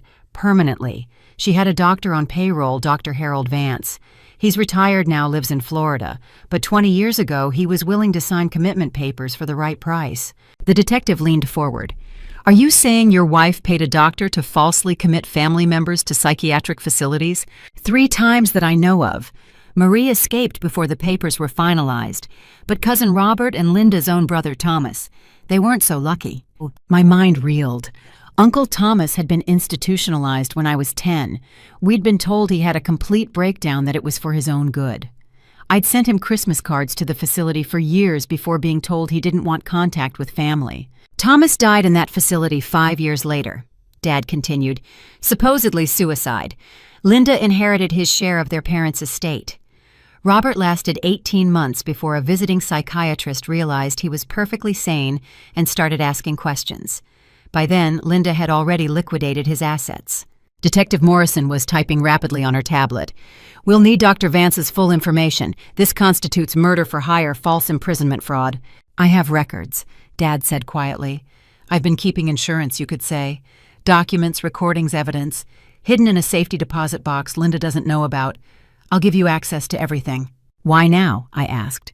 "Why betray her after all these years of enabling—" Dad's composure finally cracked. "Because she was planning to do it to you. After Todd killed Mark, she said it was perfect timing. With your grief and the drugs she was giving you, she could have you declared incompetent within 6 months. She already had Dr. Vance's replacement lined up, some young psychiatrist with gambling debts." The room spun. My own mother had been planning to lock me away in a psychiatric facility while stealing everything I had. "But Marie's not just a victim," Dad continued. "She's been investigating Linda for years. She has evidence about other victims. Elderly relatives who died mysteriously, family friends who lost fortunes. Your mother has been running a complex criminal enterprise disguised as family devotion. Speaking of Marie, Patricia interjected from where she sat behind me. She called while we were driving here. She's flying in tomorrow with boxes of evidence, 20 years worth of documentation. Dad's face showed genuine surprise. Marie's coming back. Linda will lose her mind. Marie knows things about Linda's first marriage. First marriage. This was news to everyone, including the detective. Before me, Linda was married to Gregory Paulson, wealthy real estate developer. He died in a boating accident 2 years into the marriage. Linda inherited everything. She used that money to seduce me, presenting herself as a grieving widow with good business sense. But Marie investigated that death. Gregory was an expert swimmer. The boat showed signs of tampering. The detective pulled up records on her computer. Gregory Paulson died 1985. Case closed as accidental drowning. Insurance payout, Jesus, $3 million in 1985 money. Linda used it to build her image, Dad explained. Charitable donations, social climbing, creating the perfect facade. By the time she targeted me, she was established in society. I was a young banker impressed by her sophistication. I never questioned the source of her wealth. When did you realize what she was? I asked. Too late. After we were married, after you kids were born. By then she had leverage, affairs she'd orchestrated and photographed, financial crimes she'd involved me in without my realizing. Every time I thought about leaving or exposing her, she'd remind me what I'd lose. My career, my reputation, my children. So you chose yourself over us, Anthony said coldly from behind Patricia. Yes, Dad admitted. I was a coward, but I draw the line at murder and false imprisonment. That's why I'm here. The detective's phone buzzed. She read the message and her eyebrows shot up. The warrant team just finished at your house. They found something interesting in your wife's home office. She showed Dad a photo on her phone. Recognize this. Dad went pale. That's her planning journal. She documents everything. It's her ego. She likes to review her successes. It's being processed now, but preliminary review shows detailed plans for multiple crimes spanning decades, including, the detective paused, a section about Mark's accident, written 2 months before it happened. 2 months. My mother had been planning my husband's murder for 2 months. There's one more thing, Dad said urgently. Linda has a partner, someone you haven't caught yet, someone still on the outside who handles certain situations for her. Before he could continue, the interrogation room door burst open. A uniformed officer rushed in. Detective, we have a situation. Rachel Morrison is in the hospital, apparent suicide attempt in her cell. What? I jumped up. Is she okay? She's stable, but she left a note. Says there's someone else involved, someone who's going to finish what they started with Mrs. Morrison here. Dad grabbed my hand the first time he'd touched me in years. Get somewhere safe. Linda's partner. I don't know who it is, but they're dangerous. They're the one who actually tampers with the boats. The cars makes things look like accidents. Linda plans, but this person executes. The room erupted in activity. Officers were dispatched, security protocols activated. Patricia and Anthony flanked me protectively as Detective Morrison coordinated response teams. We're putting you in protective custody, she told me, until we identify this partner. But I thought about Mark, always one step ahead, always protecting me. Wait, check with James Wu first. If Mark knew about Mom's previous crimes, he might have identified the partner. Wu answered on the first ring. When the detective explained the situation, his response chilled everyone. I know who it is. I've been tracking him. Check your parking lot cameras right now. Silver BMW license plate starting with JTK. The detective pulled up the feed. There in the visitor lot sat a silver BMW. The driver was barely visible, but something about the profile was familiar. Zoom in, I said, my voice barely a whisper. As the image clarified, I gasped. I knew that face. We all knew that face. It was Dr. Marcus Kramer, my psychiatrist during recovery. The man who'd prescribed my medications. The man who'd had private sessions with Mom about my treatment plan. The man who'd been drugging me under medical supervision while Mom drugged me at home. He's not just her partner. Wu's voice came through the speaker. He's her son from the first marriage. She gave him up for adoption to avoid suspicion after Gregory's death, then reconnected with him 20 years later. He's been her hidden weapon ever since. A serial killer mother-son team, and I'd been their next target. Lock down the building, Detective Morrison barked. No one leaves, and get me everything on Marcus Kramer now. As alarms began to sound and the police station went into lockdown, I realized the fight wasn't over. It was just beginning. But this time I wasn't alone. This time I had an army. And Mom's secret weapon was about to become her downfall. The police station lockdown lasted 3 hours. Dr. Marcus Kramer, or rather Marcus Paulson, my half-brother I never knew existed, was apprehended trying to leave the parking lot. In his car, police found a medical bag containing enough sedatives to kill syringes, and disturbingly a folder with my name on it containing detailed notes about my treatment-resistant depression and recommendations for immediate institutionalization. I watched through the observation window as they brought him in. The man I'd trusted with my mental health, who'd sat across from me for dozens of sessions, pretending to help while secretly documenting ways to destroy me. He moved with the same calculated grace as Mom, the genetic connection obvious now that I knew to look for it. Detective Morrison emerged from his initial interrogation looking shaken. He's not talking, but we found his laptop. Eileen, the depth of this conspiracy. Your mother groomed him from childhood for this role. She tracked him down when he was 18, paid for medical school, shaped him into her perfect accomplice. The evidence from Marcus's laptop was overwhelming. Encrypted files detailed 15 years of collaboration with Mom. Patient files showed how they'd selected victims, always family members or connections with significant assets and few outside protections. Medical records documented the slow poisoning of at least 12 people, each death carefully orchestrated to appear natural. But it was the file labeled EM Final Phase that made everyone in the room go silent. According to this, Detective Morrison said carefully, your commitment was scheduled for next week. The paperwork was already prepared. Marcus had lined up 2 other doctors to sign off on your involuntary hospitalization. Once inside, the plan was to increase your medication until you were either permanently incapacitated or dead, I finished, like Uncle Thomas. The plan was meticulous. They documented my deteriorating condition for months, creating a false medical trail. Mom's concerned calls to Marcus about my paranoid delusions regarding family. Marcus's notes about my resistance to treatment and increasing hostility. Even staged incidents where I'd supposedly threatened self-harm during sessions I remembered differently. They were going to make it look like suicide, Anthony said, reading over the detective's shoulder. Just like Mark's uncle in the facility. Dad, who'd been moved to a secure conference room, was brought back in. When shown Marcus's files, his remaining composure shattered completely. I didn't know about him, he whispered. Linda told me she'd miscarried after Gregory died. I had no idea she'd had the baby given him up, then recruited him later. My God, she's been playing a longer game than any of us imagined. We need everything, Detective Morrison told him. Every detail, every crime you witnessed or suspected.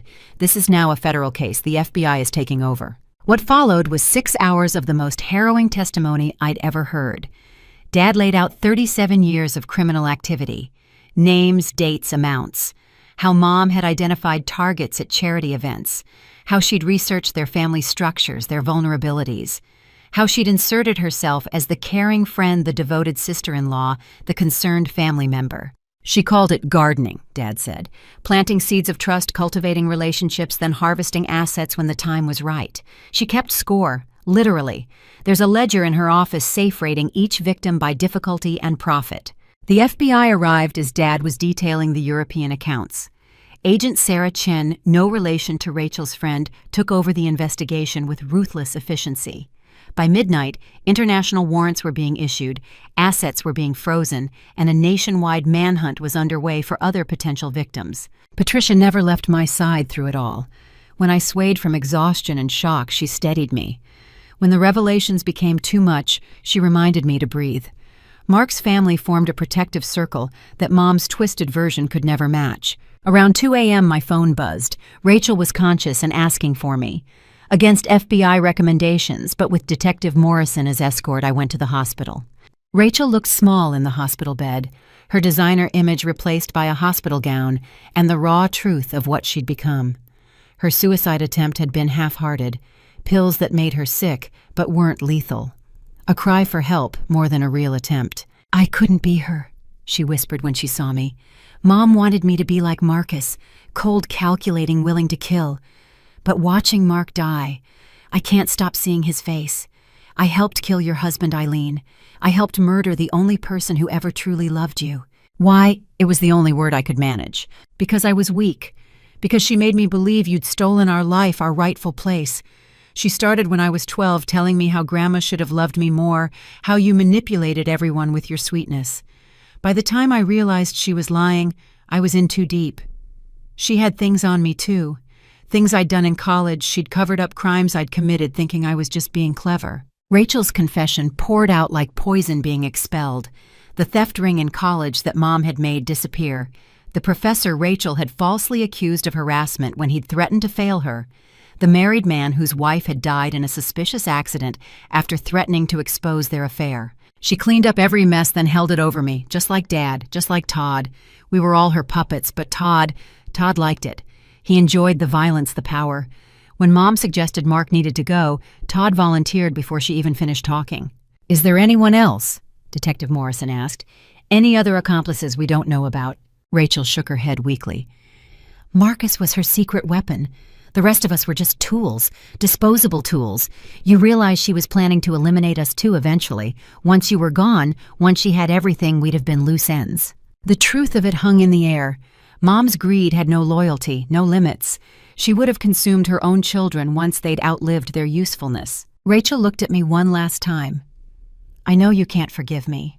I don't forgive myself. But testifying against her is the only decent thing I can do now. I'll tell them everything. Every single crime. Maybe it will save someone else." As we left the hospital, Agent Chen was waiting with more news. "We've located Marie Thornton. She's agreed to enter protective custody and provide her evidence. Between her documentation and what we've found tonight, we're looking at the largest family fraud case in U.S. history." The next morning, as dawn broke, over a world fundamentally changed from 24 hours ago, I sat in Patricia's kitchen again. The news was playing on the small TV reporters, breathlessly covering the Black Widow serial killer and her Doctor of Death son. Mom's charity lady photo smiled from the screen, while commentators discussed the dozens of potential victims across 3 states. How did I not see it? I asked the room at large. How did I live 28 years and not see what she was? "Because you're good," Wu said simply. He'd arrived with boxes of additional evidence and the air of someone whose life's work was complete. "Mark saw it immediately because he came from outside, but you were raised in the poison. You developed immunity to small doses while never recognizing the toxin." "What happens now?" Dana asked. Agent Chen, who'd joined us for coffee and strategy, laid out the timeline. "Your mother and Marcus face federal charges that guarantee life without parole. Todd's looking at death penalty for Mark's murder. Your father will likely get 10 to 15 years, but might see reduced time for cooperation. Rachel. Depends on her testimony, but she's looking at 20 years minimum." "And me?" I asked. "You survive," Patricia said firmly. "You heal. You honor Mark's memory by living the life he protected. You use your resources, both financial and emotional, to help other victims. You transform this poison into purpose." She was right. Mom had created victims for 37 years. Maybe I could spend the next 37 helping them heal. As if reading my thoughts, Wu slid a card across the table. "The prosecutor mentioned you might want to establish a foundation for victims of family financial abuse. I know someone who specializes in setting up nonprofits if you're interested." I picked up the card, feeling the first spark of purpose since Mark's death. Mom had taught me how evil could hide behind a loving smile. Maybe I could teach others to recognize the signs before it was too late. "Mark would love that," Anthony said quietly, "using pain to prevent more pain. Very teacher-like." Outside media vans were already gathering. The story would dominate headlines for months. But inside this kitchen, surrounded by real family planning, how to transform tragedy into purpose, I felt something I'd thought was lost forever: hope. The reckoning had come. Justice would be served. And from the ashes of my mother's criminal empire, something good would grow. Mark had believed in my strength. It was time to prove him right. 6 months later, I sat in a federal courtroom in downtown Chicago, watching the woman who gave me life-stand trial for attempting to steal it. The media circus outside was overwhelming, but inside, there was only the truth methodically presented by prosecutors who'd spent months building an airtight case. Mom looked smaller in her orange jumpsuit, her perfectly coiffed society lady image replaced by gray roots and harsh lighting. But her eyes remained calculating, scanning the courtroom like a predator searching for weakness. When our eyes met, she smiled, that same loving mother smile that had hidden decades of murder. The prosecution's case was devastating. Financial records showing systematic theft spanning 37 years. Medical files documenting slow poisoning of 15 victims. Email chains planning murders. Photos of boats with tampered engines, brake lines with precise cuts. Medication bottles with falsified labels. The sheer scope made several jurors visibly ill. But it was Rachel's testimony that provided the most shocking revelations. She took the stand on day 3, shackled but clear-eyed. The plea deal she'd negotiated required complete honesty, and she delivered. But what none of us expected was the bombshell she dropped about Marcus. Mom started grooming Marcus when he was 14. Rachel began, her voice stronger than during our hospital conversation. She didn't just recruit her son, she created him. I found her journals from that period. She wrote about molding the perfect instrument, about raising him to be unencumbered by conscience. The prosecutor displayed excerpts from Mom's journals, each entry more chilling than the last. Marcus shows promise. No emotional attachment to victims. I've started having him practice on animals, building his tolerance. By medical school, he'll be ready for human subjects. Tested Marcus with cousin William. He administered the medications without hesitation. No guilt response afterward. My greatest success. Marcus suggested we could streamline the process by opening a private practice together. My boy thinks bigger than I ever did. Gregory's genes clearly dominated. Rachel continued. She was proud of creating a sociopath, but she miscalculated. Marcus wasn't loyal to her. He was loyal to the game. I have recordings of him discussing eliminating Mom once she'd outlived her usefulness. He saw her as a mentor to surpass, not a mother to obey.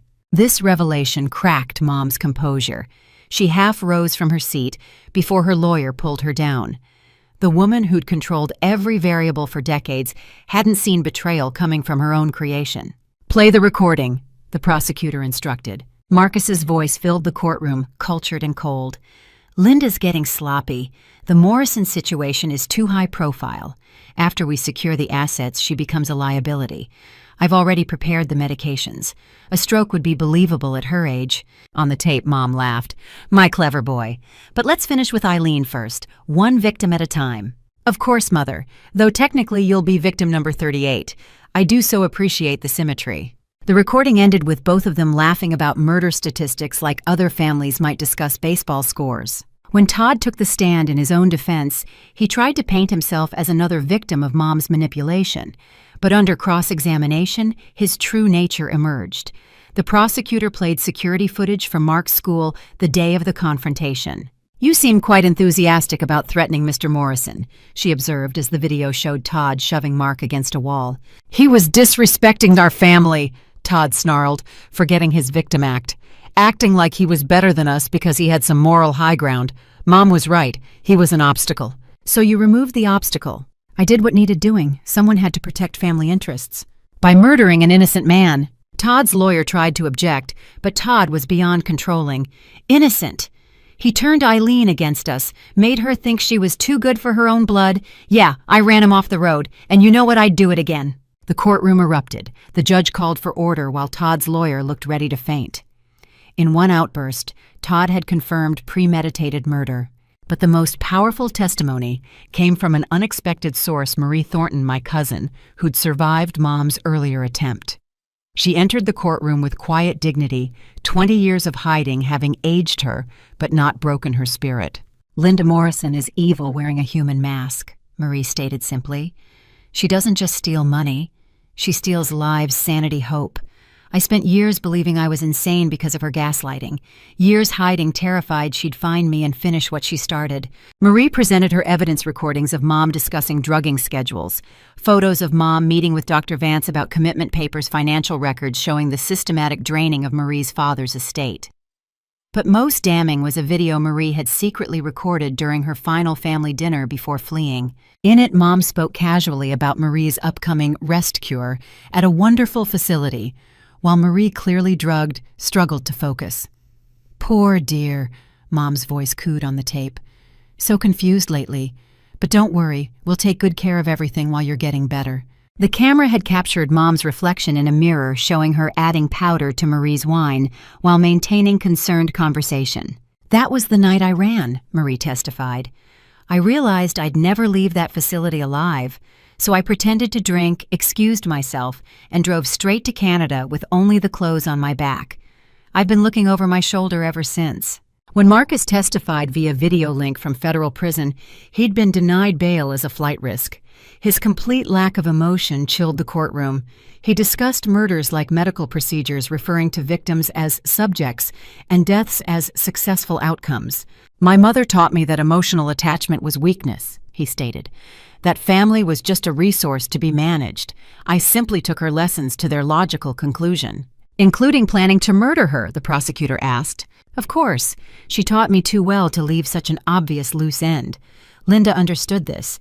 It's why she was proud of me." Mom's reaction to her son's cold betrayal was the only genuine emotion I'd ever seen from her. Pure rage at being outmaneuvered by her own protege. Character witnesses for the victims painted a picture of lives destroyed. Mark's principal testified about what a dedicated teacher he'd been. Elderly relatives of Mom's earlier victims spoke about mysterious illnesses that suddenly appeared when Mom became their caretaker. A forensic accountant detailed over $40 million stolen across decades. Through it all, I sat between Patricia and Anthony, drawing strength from their presence. Dana held my hand during the worst revelations. Wu sat behind us, finally seeing his investigation reach its conclusion. We were an odd family, bonded by tragedy, but genuine in our support. The defense's case was brief and futile. Mom's lawyer tried to argue diminished capacity due to childhood trauma, but psychiatric evaluations showed a woman fully aware of her actions. Dad's testimony for the prosecution had eliminated any doubt about her mental competence. She kept detailed records of every crime he'd stated. Proud of her efficiency. She wasn't insane, she was evil. There's a difference. On the final day of testimony, a surprise witness appeared. Grandma's elderly best friend, Vivian Chen, 93 years old, but sharp as a tack. She'd flown in from Hong Kong where she'd retired. "I warned Stella about Linda 40 years ago," Vivian testified. "Saw right through her act. Stella protected what she could set up those trusts, but she knew Linda would never stop trying. Her last words to me were, 'Protect Eileen when I'm gone.' I failed in that duty, but I'm here now." Vivian produced letters from my grandmother, expressing fears about Mom's intentions, documenting early thefts, seeking legal advice about protecting future inheritances. The correspondence painted a picture of a grandmother desperately trying to shield her granddaughter from beyond the grave. In closing arguments, the prosecutor was brilliant. Linda Morrison spent 37 years perfecting the art of murder disguised as love. She killed with pills instead of guns, with manipulation instead of violence. She turned family into a weapon and love into a trap. The evidence shows not a woman driven by mental illness, but a predator driven by greed. The defense's closing was desperate, trying to shift blame to Marcus, to paint Mom as a victim of her own traumatic past. But the jury saw through it just as Mark had seen through Mom's facade. Deliberation took only 6 hours. As the jury filed back in, Mom finally looked at me with something approaching genuine emotion. Not love, not regret, but curiosity. As if wondering how her greatest victim had become her downfall. "Guilty on all counts." The words echoed through the courtroom. Murder, conspiracy, fraud, racketeering. The list went on for minutes. Life without parole on multiple counts. Consecutive sentences ensuring she'd never see freedom. Todd received the death penalty for Mark's murder. Marcus got life without parole for the medical murders. Rachel, due to her cooperation, received 25 years with possibility of parole in 15. Dad got 12 years for financial crimes and conspiracy. As they led Mom away, she turned back one final time. "I made you strong," she called out. "Everything you survived made you who you are. You should thank me." "I thank Mark," I replied clearly. "He showed me what real love looks like, something you'll never understand." Her face contorted with rage as they dragged her away, still screaming about ungrateful children and stolen inheritance. Outside the courthouse, hundreds of reporters waited. But I wasn't alone. Patricia stood on my right, Wu on my left. Mark's family surrounded me like armor. Marie joined us, finally free to reclaim her life. "Ms. Morrison, how does it feel to see justice served?" a reporter called. I thought of Mark, of all the victims who couldn't be here, of the years stolen and lives destroyed. "It feels like the beginning," I said. The Mark Morrison Foundation for Family Fraud Victims starts taking applications next week. My mother created victims for 37 years. I plan to spend the rest of my life helping them heal. As we walked away from the courthouse, snow began to fall. It felt like cleansing, like the world washing itself clean of Linda Morrison's poison. Tomorrow would begin the real work of building something positive from the ashes. But today, justice had been served. Mark could rest peacefully, and I could finally truly begin to live. 1 year after the trial that exposed my family's web of murder and fraud, I stood in the nursery of my new home 5 states away from Chicago. The walls were painted soft yellow. Sunshine dreams. Mark and I had called this color when we'd picked it out for our future children. Now our miracle child moved within me, a flutter of life that still took my breath away. Patricia knocked gently on the doorframe. "The news crew is here for the anniversary interview. Are you ready?" I nodded, smoothing my hands over my 7-month belly. The pregnancy we'd fought so hard for, the final embryo that had somehow survived the nightmare, was thriving. Dr. Sarah Kim, my new obstetrician, who had no connection to my past, called it remarkable. I called it Mark's final gift. Downstairs, the living room had been transformed into a makeshift studio. This wasn't just any interview. It was with Rebecca Chen, the investigative journalist whose book about the case, Blood Money: The Morrison Murders, had spent 6 months on the bestseller list. All proceeds went to the foundation, another small victory over Mom's greed. "Eileen, you look radiant," Rebecca said warmly as the crew finished setup. "How are you feeling?" "Grateful," I answered honestly. Grateful and ready to share the next chapter. The cameras rolled, and Rebecca began with the question everyone wanted answered. "It's been 1 year since your mother and brother were sentenced to life in prison. How do you process that?" "I don't think of them as my mother and brother anymore," I said steadily. Linda Morrison and Todd Morrison were predators who happened to share my DNA. My real family is here with me now. I gestured to where Patricia, Dana, and Anthony sat off camera, my constant supports. "Tell us about the Foundation's work this year." My heart lifted at this topic. The Mark Morrison Foundation has helped 237 victims of family financial abuse. We've recovered over $18 million in stolen assets, provided free legal representation to 60 families, and funded therapy for anyone who needs it. We've also successfully lobbied for Mark's Law in 12 states, legislation that makes family financial abuse a specific felony with mandatory sentences. That's incredible progress for 1 year. We're just getting started. Next month, we open our first residential facility, Morrison House, where victims can stay while rebuilding their lives. It's on the property where Mark taught at-risk youth camping skills. He always said that land would serve a greater purpose someday. Rebecca leaned forward. "And personally, how has your life changed?" I smiled, feeling the baby kick. "I'm living, really living, not just surviving. I'm in therapy, real therapy with a trustworthy doctor. I'm part of Mark's family now. We have Sunday dinners and holiday traditions. I'm building friendships with people who knew nothing about my money before caring about me as a person. And in 2 months, I'll be a mother." "You're having Mark's baby," Rebecca said gently. "How does that feel, given everything that's happened?"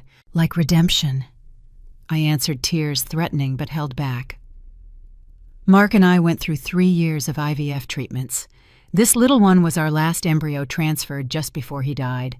For it to survive everything, the coma, the drugs Mom was giving me, the trauma, it feels like Mark protecting us one more time.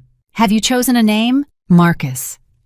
At Rebecca's shocked expression, I explained, not after Mom's accomplice, but to reclaim it, to prove that names don't determine destiny. Marcus James Morrison, after his father and the investigator who saved my life. "Speaking of investigations, there's been a development in your cousin Marie's case." I nodded, glancing at Wu, who joined us for this part. "Marie and I have been working with federal investigators to uncover more of Mom's victims. We've identified 8 more suspicious deaths and are helping families exhume bodies for proper testing. It won't bring them back, but it might bring closure." "And your father? He's been cooperating from prison." "Richard Morrison has provided over 300 hours of testimony. He's helped recover hidden accounts, identified previously unknown victims, and testified in 6 related trials. He writes me letters I don't read, but I'm told he's genuinely remorseful. It doesn't change what he did, but his cooperation has helped many families find answers." Rebecca paused before the difficult question. "Rachel was denied parole last month. Any thoughts?" "Rachel made her choices. She watched my husband die and protected his killer. but I've been told she's earning her degree in prison working with other inmates on literacy programs. Maybe she'll find redemption eventually. That's between her and whatever conscience she has left. The therapy recordings between Linda and Marcus were released last month. Many found them disturbing. They should be disturbing. They show a mother deliberately creating a sociopath celebrating his lack of empathy. But they also show that evil isn't born. It's made. It's taught. That's why the Foundation focuses so heavily on early intervention, helping young people recognize manipulation before they're trapped. What would you say to someone currently trapped in a toxic family situation? I looked directly at the camera, imagining all the people suffering as I had. You're not crazy. The confusion you feel, the guilt, the sense that something's wrong but you can't quite name it. Trust those instincts. Document everything. Reach out for help. The Mark Morrison Foundation has a hotline, 1-800-SAFE-FAM. You don't have to suffer alone. Your story has inspired proposed legislation nationwide. Tell us about that. The Morrison Act would create federal oversight for family financial abuse cases. Right now, these crimes often fall through jurisdictional cracks. The act would establish a dedicated FBI unit, mandatory reporting requirements, and interstate coordination.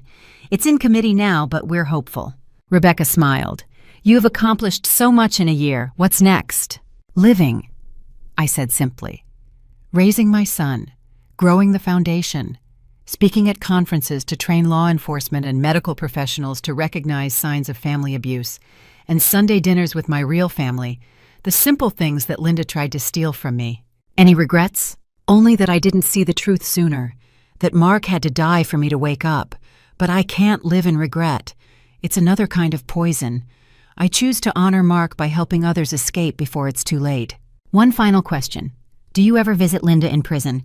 No. She sent letters, probably manipulative masterpieces. I burn them unread. She has no place in my life or my child's life. The only power she has left is what victims give her, and I give her nothing. As the interview wrapped up, Rebecca surprised me. I have something for you. We received this at the network addressed to you. She handed me a wrapped package. Inside was a photo album I'd never seen before. Pictures of Mark I didn't know existed. Candid shots from his classroom photos with students, images capturing his joy in teaching. A note was attached. Mrs. Morrison, we were Mark's students from 2018-2023.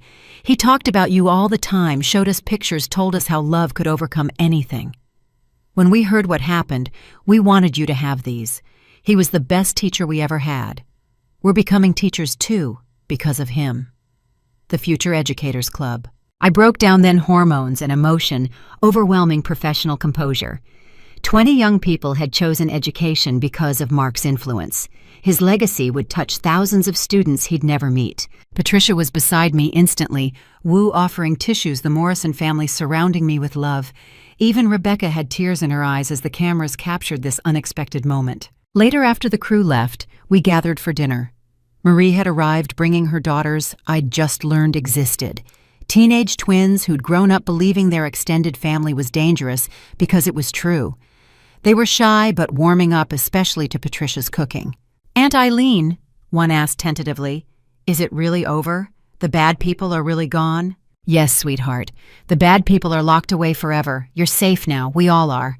As we sat around that table, Patricia, Dana, Anthony, Marie, her daughters Wu and his wife, Mrs. Patterson, who'd moved to be closer, and several foundation volunteers who'd become friends, I realized this was what family actually looked like. Not blood bonds weaponized for greed, but chosen connections strengthened by love. My phone buzzed with the notification from the Foundation's hotline. Another victim reaching out, another life we might save. Tomorrow I'd return to the work, but tonight was for family. A toast, Anthony proposed, raising his glass. To Mark, who saw the truth. To Eileen, who survived it. To Marcus James, who'll grow up knowing real love. And to chosen family stronger than blood. We toasted, the baby kicked, and for the first time since that horrible birthday, when I locked out my blood relatives, I felt completely at peace. Mom had been wrong about making me strong. I'd always been strong. Mark had simply helped me see it. Outside, snow began falling again, but inside was warmth, laughter, and love. The poison had been purged, the healing was real, and the future finally was bright. As I prepared for bed, I stopped by the nursery one more time. Above the crib hung a photo of Mark and me on our wedding day, both of us radiant with joy and hope. Next to it was a letter I'd written for Marcus James to read when he was older, explaining his father's courage and sacrifice. "Your daddy was a teacher," I whispered to my belly. "He taught me the most important lesson of all, that real love protects, nurtures, and sacrifices. It doesn't manipulate, steal, or destroy. You'll grow up surrounded by real love, little one. That's my promise to you and to him." The baby responded with a strong kick, as if sealing the promise. In 2 months, Mark's son would enter a world where Linda Morrison had no power, where chosen family meant everything, and where his father's legacy lived on through every life saved by the foundation. It wasn't the life I'd planned, but it was the life I'd fought for and won. And as I turned off the nursery light, I knew that somewhere Mark was proud. The girl he'd tried to protect had become a woman who protected others, the ultimate victory over those who'd tried to destroy us both. Love had won. It always does in the end. Thank you for listening to this story of survival, betrayal, and ultimately triumph. If you've experienced family financial abuse or manipulation, you're not alone. Share your thoughts below. Have you recognized similar warning signs in your own family? What would you do if you discovered your loved ones were not who they seemed? Please, like this video if it resonated with you, subscribe for more stories of overcoming adversity, and share it with someone who might need to hear that they're not crazy for questioning toxic family dynamics. Your engagement helps us reach more people who need hope. Remember, real family isn't always blood. It's the people who stand by you when the truth comes out. Stay strong, trust your instincts, and never let anyone make you feel guilty for protecting yourself. Until next time, may you find the courage to choose real love over toxic bonds, and may your chosen family bring you the peace you deserve.